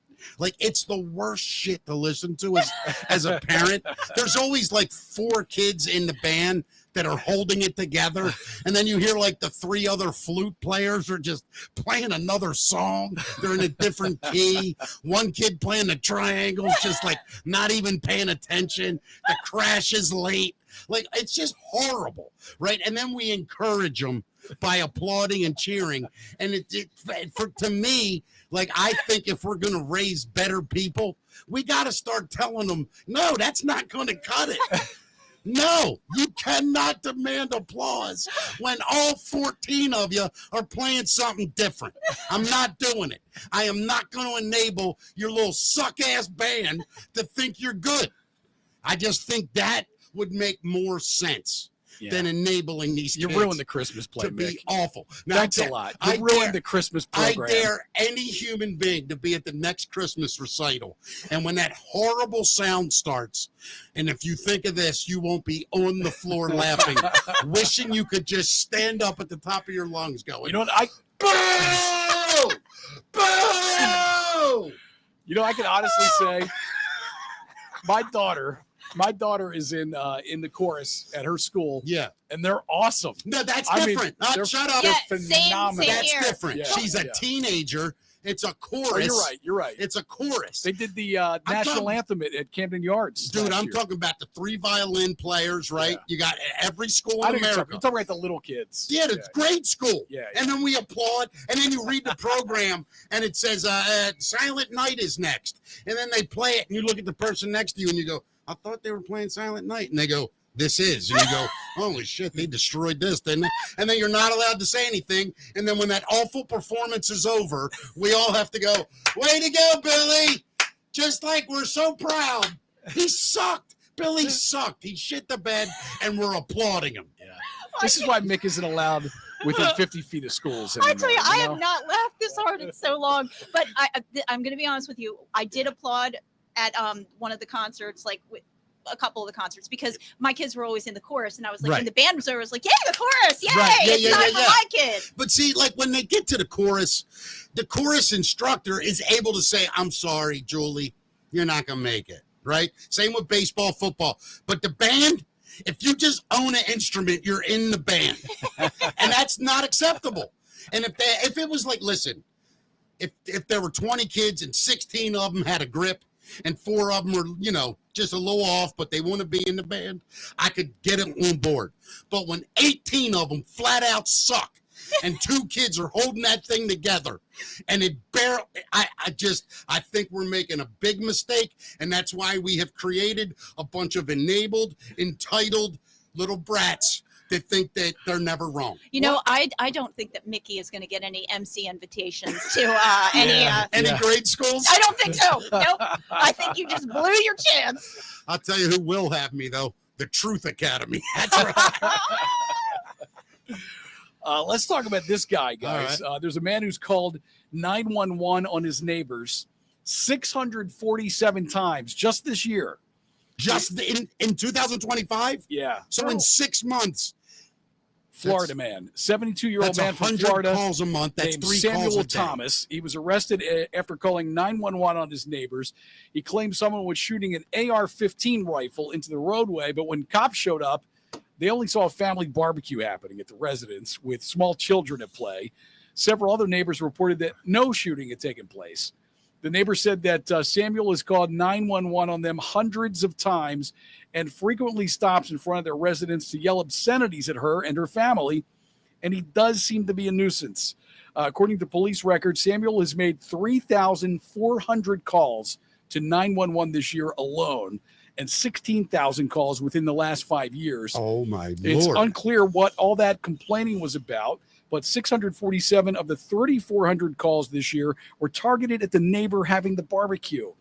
He's accused them of narcotic sales, firearms usage, disorderly conduct, and suspicious activity. I would kill for a neighbor like this. Oh my God. But I want to live on the other gosh. side of him. Yeah. I just want to be the guy he comes over to and goes, you believe what these son of bitches are doing today? I just want, what happened, Bill? What happened? I want to be that guy.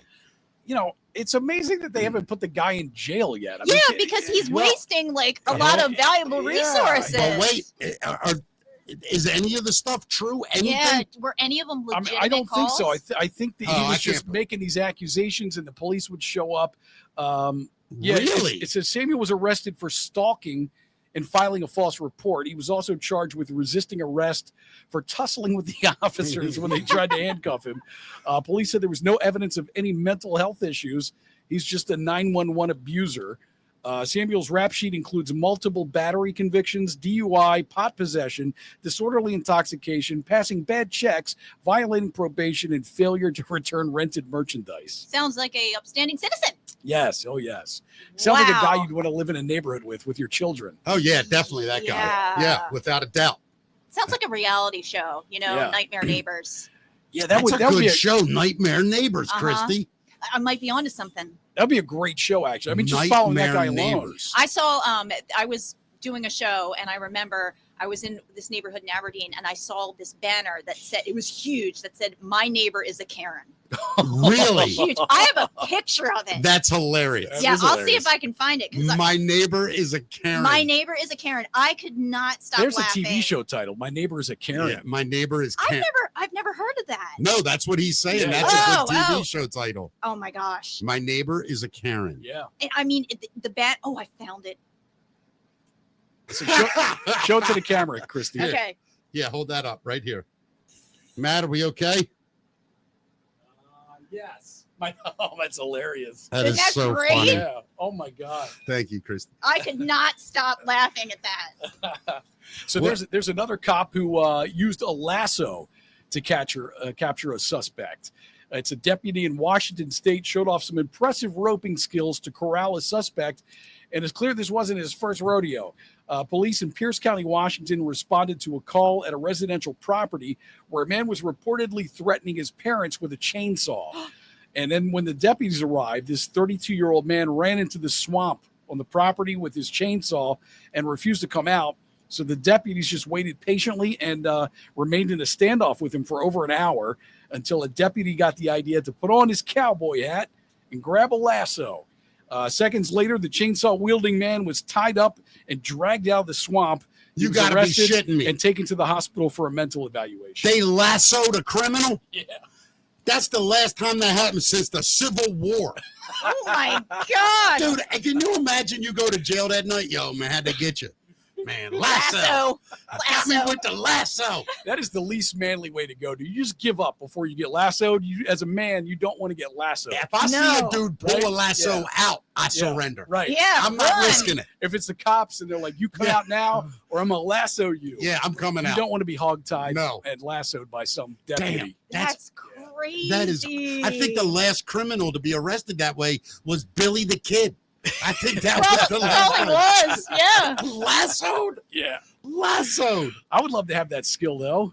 That'd be a great skill to have. So- That would be cool. When I was a little kid, my grandfather had a farm because he was a thoroughbred trainer, because that made sense because he grew up in Baltimore City and was an iron worker till he was 55. Right. So, of course, it makes sense that he's going to run a 117-acre farm. Yeah. So, anyway, we lived there for a little while, and he would have guys that would come over that were horse guys, and they had sons and stuff that were in like 12, 13. I'm like 7, 6, 5. These kids, 12 and 13, could do it, to lasso up their body and then back down and Wow. around themselves. They were like kids. No And they kidding. tried to teach me. I was like, nah. And then I would throw them a soccer ball and they fell over. Like, it was such culture shock. Interesting. Yeah. Kristy, do you have any special skills that people don't know about? Oh. I can rollerblade. For real? All right. Yeah, I love Yeah. to rollerblade. Can you do it backwards? Yes. So you're like a skateland girl. I was like, that was the cool thing to do. Like, go Yeah. to the roller rink. That was Right. a cool thing to do on Yeah, a we Friday all- night when we hell grew yeah. up. You know, Hell yes. I could That's- never skate, man. I was I always was the awful. worst, dude. I was a wall hugger. loved it. But I I was was a wall hugger. hilarious because I could go around like twice before I'd start to freak out. Yeah. And I knew I was going to get off. I sucked at stopping. Yeah. But at the fun part. Putty Hill Skateland, the concession stand was right at the one end. Yeah. So I would get up speed like 2-3 laps. And as I'm coming around, I'm like, I'm going to stop.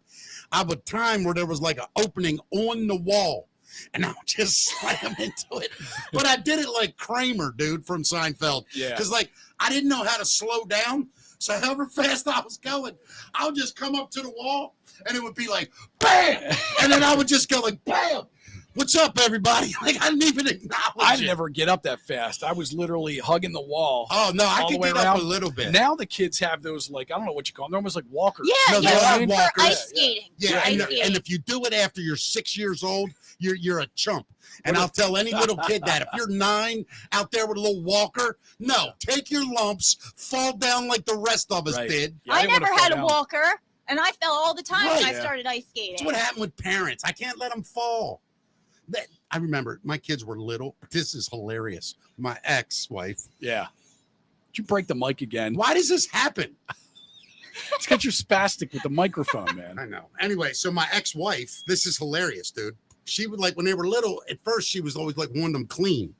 So they'd be outside playing, right? And I'm like, oh, they can get dirty. No. And she would not yell at them, but like try to. So one day the boys were playing and I'm like, I want them to play. She's like, I don't want their outfits get dirty. I grabbed both of them and pulled them over and went in the flower bed and took dirt and just rubbed it all over. It's like, here, you guys are dirty now. They loved it. They thought it was they loved it. It was like they were just grabbing dirt and like rubbing it on themselves. Yeah. And I'm like, that's how I played as a kid. I know. It was We so played much more in fun. the dirt. Right. Yeah. I don't know what's wrong with It's people. so much different now. Like I saved something on my phone that Madison sent to Alex, and it was a threatening letter, and it said, "If you ever want to see your precious phone again," and I was like, wow. I mean, their phones are like their lives. Yeah, This generation, yeah, of it's course. crazy. Yep. Yes. I mean, that's how they grew up. And I know my daughter, same thing. It's they're either on the phone texting or talking or playing video games together. Yes. I just don't. I don't get it. I just don't get it. It's like we grew up in the generation where you were outside, and then when the street lights came on, Yeah. then you went home. It's Yeah. a completely different world now. It is very different. Yeah, but what sucks for me is like I lived in the city, so the street lights didn't come on until like 11:30. So I was 9 years old coming home at 11. No, I'm kidding. I got to hold my mic for the rest of the show. I don't know what I'm doing. Yeah. I don't know why I keep doing Breaking this. equipment. I'm the worst. At 98 Rock, I fried $100,000 board. How'd you do that? Oh, we got to tell that whole story. It's a long story, but essentially, the concise story is that he dumped a cup of coffee into the board. Were you there? I was working at the station at the time. Yeah, But Oh, I no. took the whole station off the air, and there was smoke coming out there of was the board. smoke coming out of the board. I'm talking about the broadcast board. No. The board. Whole cup of coffee. Oh my gosh. DL Hughley was doing the studio in 25 minutes, and we actually were able to go off the air, and they switched over to Studio B, remember, Yeah, in the right. back. Yep. And we did the whole show out of there. And me and DL Hughley sat, remember that little office between FM and AM? It was like a producer. That's where booth. me and DL Hughley Yeah, did the morning right. show That's from. insane. Yeah, it's a Oh true my story. gosh. Yeah. True story. I got to hold my mic because this thing sucks. This stupid arm. What else we Yeah, got, buddy? it's the mic arm that sucks. Yeah, Yeah. definitely. I agree. You both are figuring That me is out the quick. that's the facts, Matt. Matt, we're going to do a condensed version of Matt's Music Minute brought to us by Natalie's Seafood Kitchen. Have you been to Natalie's yet up there? I have not been there yet. Incredible. You'll thank me. It's amazing. I know Zach. It's incredible up there. It really is. You got to check it out. Definitely. Tonight is Cooper and Skylar, amazing duo. Scott and Steph tomorrow night, incredible. Drew Scott on Thursday, New Normal Friday, and Pineapple Band on Saturday. It is Matt's Music Minute. What do we got, Yeah, buddy? so a lot of Beatles stuff today. Paul McCartney, they're saying he really is the walrus. It's been announced what character he will voice in the animated film based on his 2005 children's book, High in the Clouds. During a video message at the one of the film festivals, he said it will be a walrus named Paul McKenzie, a left-handed bassist in a band called The Sweets. And he adds that the character is based on John Lennon because he said, quote, if you asked him something, he could always have a quick, snappy answer. Ringo Starr will voice The Sweets drummer, which is an ostrich. And another character in the film, Sugar Tale, was inspired by McCartney's late wife, Linda. It's originally slated to be released in 2015. The story centers on a squirrel looking for the land of Animalia, where animals supposedly live in freedom and without any fear. It's been in development for over 10 years, and it's going to feature 18 original songs by Paul McCartney, and we may see it sometime in 2027, is what they're saying. I'd see that. I would definitely see that. I love Paul McCartney. Love the Beatles. I guarantee you that is a father-son day for me and Mikey. Yeah. My son is like a massive music nut, and the Beatles are his whole thing. He's they're iconic. 21 years old though, and it's like that's his thing. Yeah. So I just love Paul McCartney. Yeah. I mean, what's not to love? Everything the guy's ever done is awesome, and there's no trash talk about the guy. Nope. Here's something you and your son should do. It's the next story here. May Pang is going to showcase her candid photos of John Lennon at the O Museum in D.C. The Lost Weekend, the Photography of May Pang exhibition, offers a unique glimpse into John Lennon's life during his creative peak, captured through the lens of his intimate partner, May Pang. The exhibit will showcase candid photographs of Lennon and his circle of friends, available for purchase for a limited time at the O Museum in the Mansion in Washington, D.C.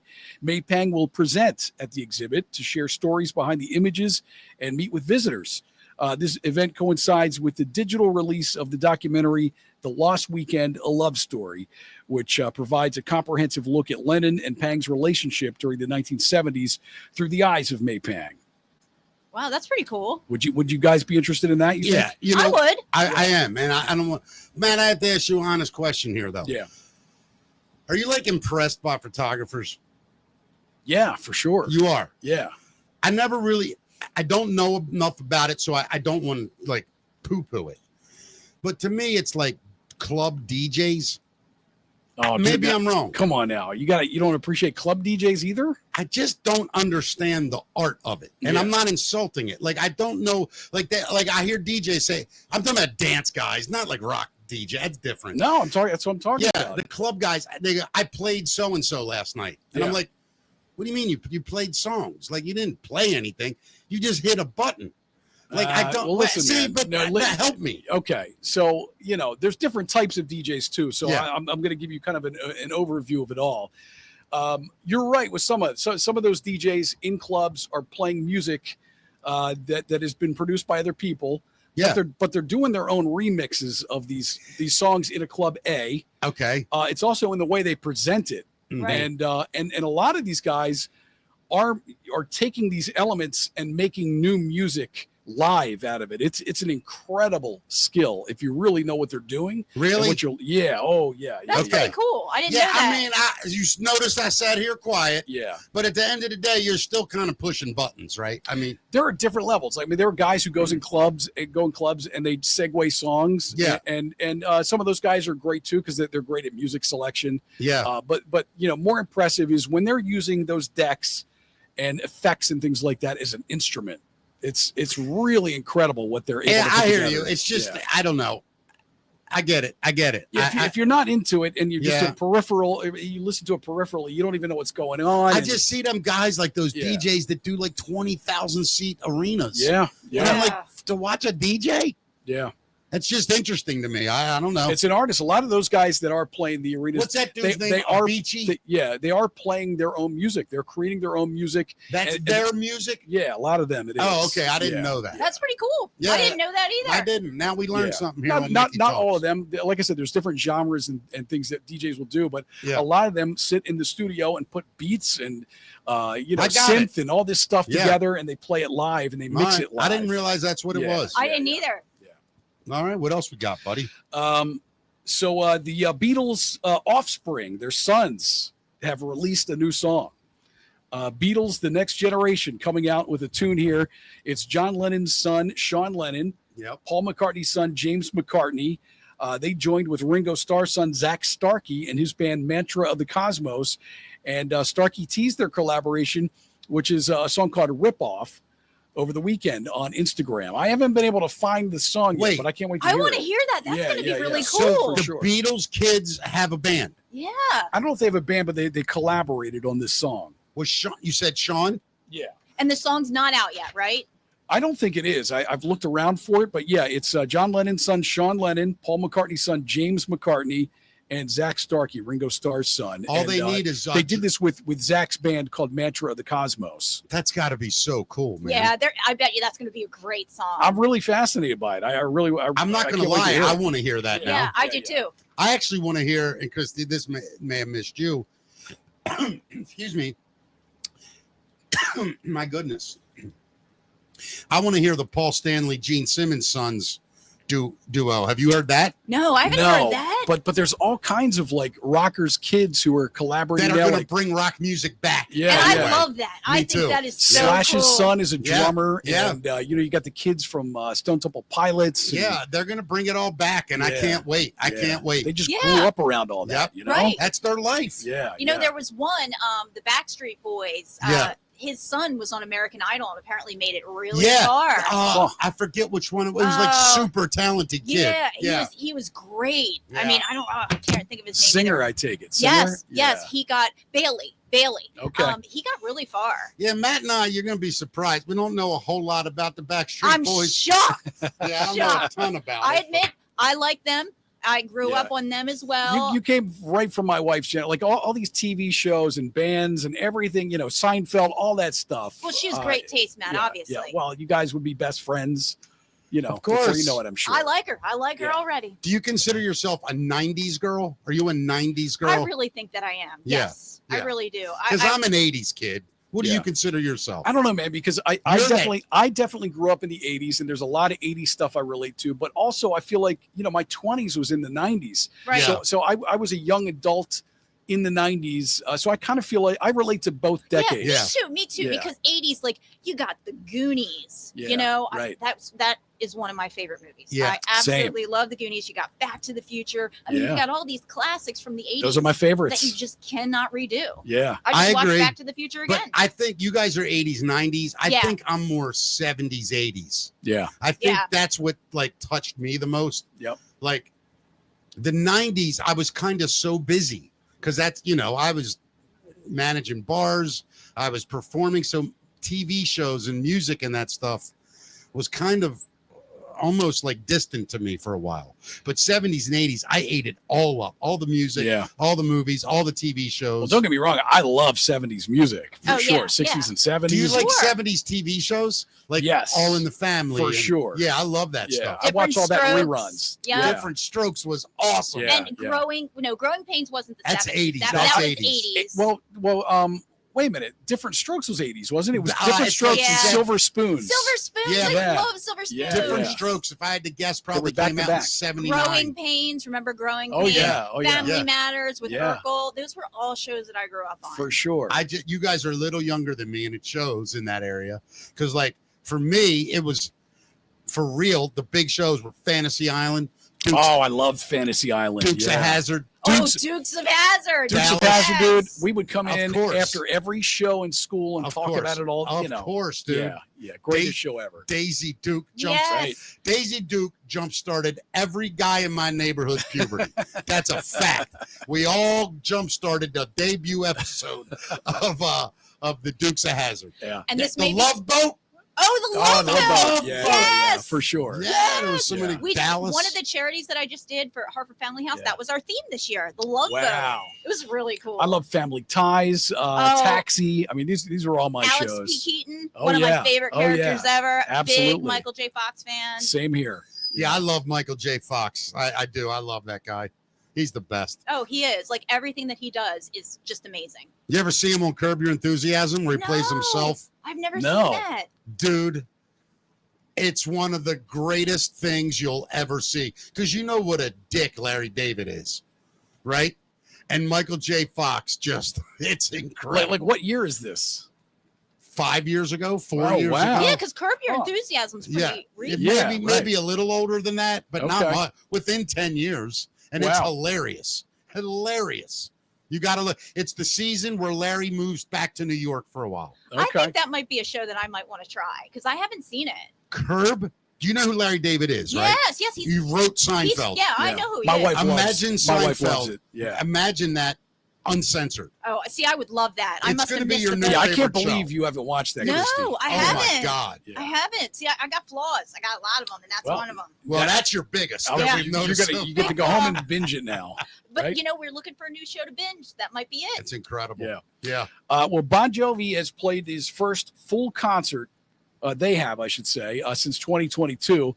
John Bon Jovi said that it was up to God whether he was ever going to be able to sing again after his vocal cord surgery. Well, it actually happened just this past weekend. On Saturday, Bon Jovi performed their first full concert since 2022 in Nashville, showcasing a 17-song set list. This was a private show, part of a weekend travel package organized by Runaway Tours, and reportedly the cheapest ticket was $2,000. Whoa. Phones, Good Lord. yeah, phones were prohibited, so there will likely be no video of the performance that we're going to get to see. But Bon Jovi remains cautious about touring extensively until John fully recovers, but they aim to return to regular touring sometime soon, they're saying. Oh, Bon Jovi's great. It's My Life. That's one of my favorites. Yeah, I love great that tune. song. Are you a Bon Jovi fan, Matt? You know, it's funny, man, because back in the day, that was like kind of girl rock. Yeah, I mean, I'm going to say it for you. Yeah. When Yes. But as I've gotten older, I love all those tunes now. You know what's funny, dude? Yeah. When Slippery When Wet came out, Yeah. I remember saying, Jesus, these songs are incredible, but I can't tell anybody I like this band, right? It's a girl band. Yeah. Right? It's a girl band. Same thing with Poison, is Nah, Poison I dug. did you? Yeah, I'll tell you why I like Poison, no problem. Because all they sang about was like, You thought there were pretty girls on the cover? no, but what they sang about was, sex, drugs, and rock and roll. Yep. And it was fun. It was a party. You I know agree. what I mean? I agree, of Where course. Bon Jovi, I mean, he's a real songwriter. I mean, and he's great looking guy, beautiful voice. The production was so over the top. Yeah. And women, I mean, he was the rock star pinup boy of the 80s. Oh, he was. He absolutely Can was. you name a bigger one than him? Rock guy? No, it was No. Bon Jovi. for Uh-uh. sure. 70s was like probably a cross between, if from I start mean- to finish, you'd probably go. Brett Robert- Michaels was up there too. I was though. getting ready to say, Yeah, that's true. but in the 70s, it was probably, beginning was probably like Robert Plant. And then by the Yeah. end, it was like David Lee Roth. Yeah. Yeah, And then there were, like Vince Neil might have been the first one after that. right. And he wasn't even that great looking.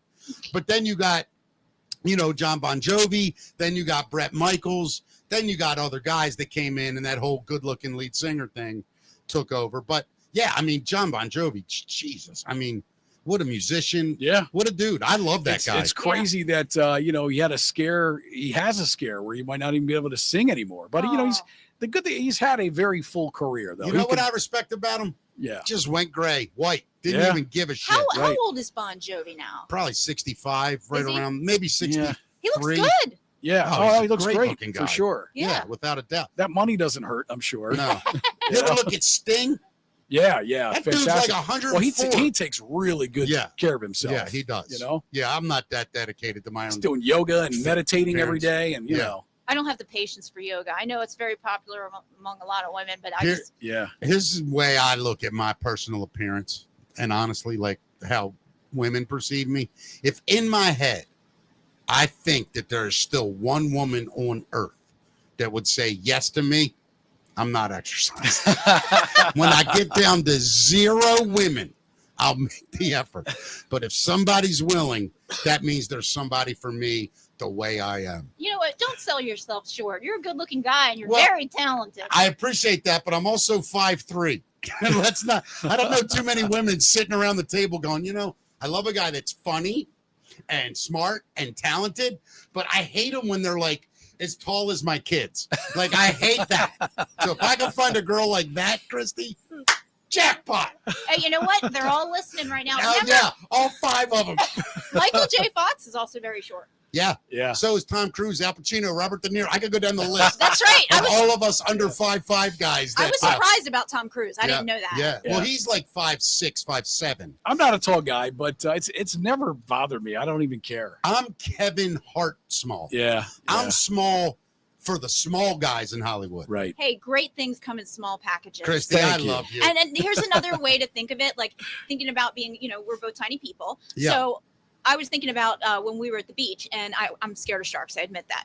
So my husband had a really good point. He goes, don't worry about it. I said, what do you mean? He goes, the sharks are going to look at you like a snack. They want a meal.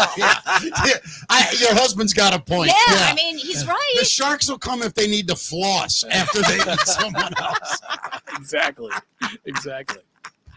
Yeah, we just ate Mickey and Matt. I got something stuck in my tooth. Get Kristy. Kristy, come here. I'm not even going to hurt you. Reach in there and grab that for me. Got me back in the water, though. Oh, my goodness. This is great. Well, the police have issued a mosh pit warning over cell phones for the Download Festival. So police in England had a tip for rock lovers heading to the Download Festival at Donington Park last weekend. They said, turn your crash detection off on your cell phones. And this is because in past years, the crash detection features on smartphones and smartwatches mistook people in the mosh pit for serious car wrecks. Whoa. Flooding emergency lines with almost 700 extra calls. The police were urging fans to switch those features off, use airplane mode, or at least answer hidden number callbacks so dispatchers know everyone is safe. The warning covered every rough and tumble style from slam dancing to simple pogo jumps that might trigger an alert. That's hilarious. That's crazy. I can see insane. that, though. I can see that. Hey, I could see it, too, now that you explain it. Yeah, without a doubt. Yeah. Well, Ozzy Osbourne is selling his DNA. We were talking about Sydney Sweeney selling her bathwater. Yeah. Ozzy's in on this now, man. Yeah. Ozzy has teamed up with. Yeah, he's selling his mDNA. It's totally different. He's teamed up with the beverage company Liquid Death on a pretty funny gimmick. The company is selling 10 empty cans of Liquid Death iced tea that Ozzy drank and crumpled, with the promise that each comes with some of Ozzy's DNA. We have jumped the shark as a people. So that you can clone him in the future. Oh, my Each God. can comes in a sealed case and is autographed by Ozzy. The cans are going for $450 at Liquid Death's website. And there's a video on YouTube that I was trying to upload to our system earlier. It wasn't happening, but Dude. it's a funny video. Are people it's all buying tongue-in-cheek. I don't know. There's going to be somebody that buys it for sure. I bet it sells out. Yeah. But I bet it does too.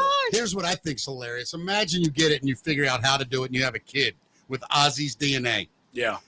You imagine if you had a child knowing that it has Ozzy's DNA in it. Well, no, listen, Just think about that. Like you're holding your baby. You're like, say daddy, daddy. And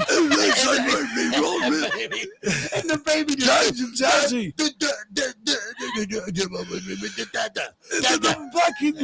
The backyard, my ball. I was going to get my ball. Dude. No, you would. They're talking about in the video. They've said you can clone. Imagine cloning Ozzy in his early 20s. Yeah. He could be out there mowing your lawn, and they've got Ozzy out there mowing the lawn and doing all this crazy stuff for people. It's hilarious. Say what you want about the Oz. Yeah. First of all, iconically and musically, you can't take one. That guy is the guy. He is. Oh, for sure. Is. Then he doesn't give a shit about his image. I mean, his image is literally him. It's just whatever I feel like doing, that's who I am. I wish I could be like that. Yeah. I kind of try to, I don't give a shit. Mm-hmm. People say, how do you say that stuff? I go, I felt like saying it. And they go, don't worry about people getting mad. I'm like, why would I get mad? Like, why would I care if somebody got mad at something I said? Yeah. Yeah, I'm not wishing anybody dead except for Pete Diddy. Did I tell you should say this on the news? I'm serious. When they talk about the Diddy trial, you should just come out of the traffic corner. Hear me out, Kristy. You should come out of the traffic corner. You should go, guys, I'm sorry to interrupt. And they're all going to go, Kristy, what are you doing? You go, listen, enough. We all know he did it. I think they should just take him out back now and shoot him. We all know he's guilty. He's a horrible human being. You will be amazed how many people agree with you, Kristy. Well, that's Actually, all you... don't try that, Kristy. Don't try that. That's all you hear about lately, though, is the P. Diddy trial over and over and over and over again. I just wish it would end and we would just get some justice. Well, it's coming soon. So take him out back and shoot him. That's the whole thing. They're trying to find. I'm telling you right now, if he gets off on a technicality, oh my God! I don't think it's going to happen. Yeah, I don't think it's going to happen either because I've seen the videos and it just oh my goodness. Yeah. It's so I think that jury's upsetting. going to get him. I think hope they you're are right. too. I just hope they don't get to the jury, man. It's a real thing. Well, it sounds like it's happening right now. Yeah. With the guy that was given 3 different addresses. Yeah. And then this other juror that got a text message from some unknown person. You know, there was a guy who years ago said they wanted to put basically single glass, like what's that? What one-way glass in front of the one-way mirror? One-way mirror, so that the jury could see him, but he couldn't. The court could not see the jurors. Right. And then this guy argued it that you have a right to face your jury. They have to be able to look at you, and you have to be able to look at them. Is that right? That's a thing? You got the right to face your jury? Well, I mean, your accusers. Yeah, that sounds about right. So, messed up. Yeah. I just hope he dies tonight of like a heart attack or something. Like, I just can't wait for P. Diddy to die. He's got to go away for a long time, I'm sure. They're going to get him on racketeering. I just hope he goes away for about 45 minutes, as long as it takes him to drive him from the courthouse to the highest mountain. I mean, he's done. Look, California, man, we talked about this earlier. Every single person that's been on that stand is its own felony court case that could put him in jail. Yeah. Yep. Just the evidence that has come out about it, and it's sad. It's it really shocking, and it's the world we live in. It's terrible. Think about how many lives that were just young girls and guys that wanted to be entertainers. Right. That he just destroyed and used and cast away like they're not even people. Yeah, to me, that's heartbreaking. That's what I'm saying. You go on the news and just tell them we should take them out back and shoot them. Just see what happens. I don't know if my news director would be totally on board with that. I might get called into the office for that. By the way, I would never in a million years do something like that. I know you wouldn't. But I do. I think there is a large group of people, Matt, and I think deep down, if you really think about it, I mean, yes, we have one of the greatest judicial systems in the world and the fairest, and you have to give everybody the trial. But after like a month of the trial, where the judge, the jury, everybody can kind of look and go, yeah, I mean, defense, do you have any excuse for this shit? No? All right, we're going to stop. We've seen enough. Like, I don't know why we have to see it all. Or you're talking about, like being a vigilante or, street justice is what you're talking about. Well, that's what he did to those people. That'll never be part of our justice system. Sounds like you want to be a vigilante, man. I'll tell you right now, this is the truth. If I ever get some kind of weird thing and I got like a year to live, there's going to be some people that pay for some shit. Not in my life. Not that did nothing with me. That's why you and I are friends. Don't worry. I want to stay on your good side. I'll go one step further. I don't even know one person that I'm taking out, but I'm going to start reading the paper and I'm going to find out people that did awful, evil things to other people and got away with it. And my last year of life, I will get justice for those who couldn't get it for themselves. It sounds like the next Hulu show. Yes, it does. That's a great show, isn't it?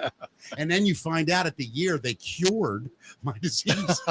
And now I have to spend the rest of my life hiding from my 12-month murder spree. Or you might be in prison. It's Who knows? 40 seasons long. And when I die, they finally catch me. That's how it works. Sounds like a show. Yeah, I'd watch it. We got anything else, like buddy? it. Yeah, that's Matt's Music Minute. Thank you, Matt. Kristy Breslin, what a wonderful show. Oh, I had the best time with you guys. Thank you. And listen, I'm going to say something. Some of the other networks around town, whether they're TV or radio, are not allowing their personalities to come on our show. And whatever reasons, fine, I understand. But thank you to WMAR. Yes, Kelly Groff. She was very supportive. Amazing. Kelly, I'm just saying, I think me and Matt have a good show. You could find a place for it on TV. And I won't even curse or say bad things. It would just be funny. I have to clean you up a little bit, man. Oh, I can clean up. like I might have to get a haircut. I'm telling you, I can go on that show and not cuss one time. I believe it. Nah, come on. Look, I did radio for 10, 11 years. Yeah. Never cussed Only one cussed time. 12 times. Never once. No. Never got it. I didn't. I'm joking. They did have a 1.5-minute delay in there, though. I know. For me, when I got the job. Yep. And I never had to. It used to be 7 seconds, and then it became a minute and a half. That's right. I remember that. Yeah. But no, thank you so much. And Channel 2, thank you. I hope you guys watch Channel 2. We appreciate everybody. Kristy Breslin, where do they find you on social media? You can find me. I have 2 pages on social media, just Kristy Breslin and Kristy Breslin. So there you go. It's not too Is hard that to Facebook find. and Instagram? Instagram, I'm Kristy Breslin 11, and Facebook, if you just put in Kristy Breslin, I've got 2 different pages up there. Gotcha. And I have Kristy Breslin on Twitter. I have every traffic accident that happens in the morning. I'm out there tweeting nice. like crazy. Yeah. All right. Thank you, Kristy. And Matt, tomorrow on the show, Kim Yates. You know Kim. I do, from Kim's Crypt, right? She is one of my Ooh. favorite human beings Love Kim. on earth. Yeah. And I think she's got a Scarlet Angel. There's so much music, Yeah. her haunted house, and she did it all. I mean, she's got a great It's an incredible story. the Yeah. story. I can't wait to tell it. And I've had her on the radio a couple times, and it's always 10 minutes we get with her, Yeah. or maybe 2 breaks. But to be able to sit down with her and hear her story from start to finish, I just can't wait. I love her. I'm excited too. Her Yeah. energy is so contagious. 5:00 tomorrow, the great Kim Yates on the show, along with Matt Davis and Mickey Cello. We are Mickey Talks. Kristy Breslin, thank you. We'll see everybody Thanks, Kristy. tomorrow at Thank you, 5. guys. Follow us on all the stuff we're on. See you guys. Bye.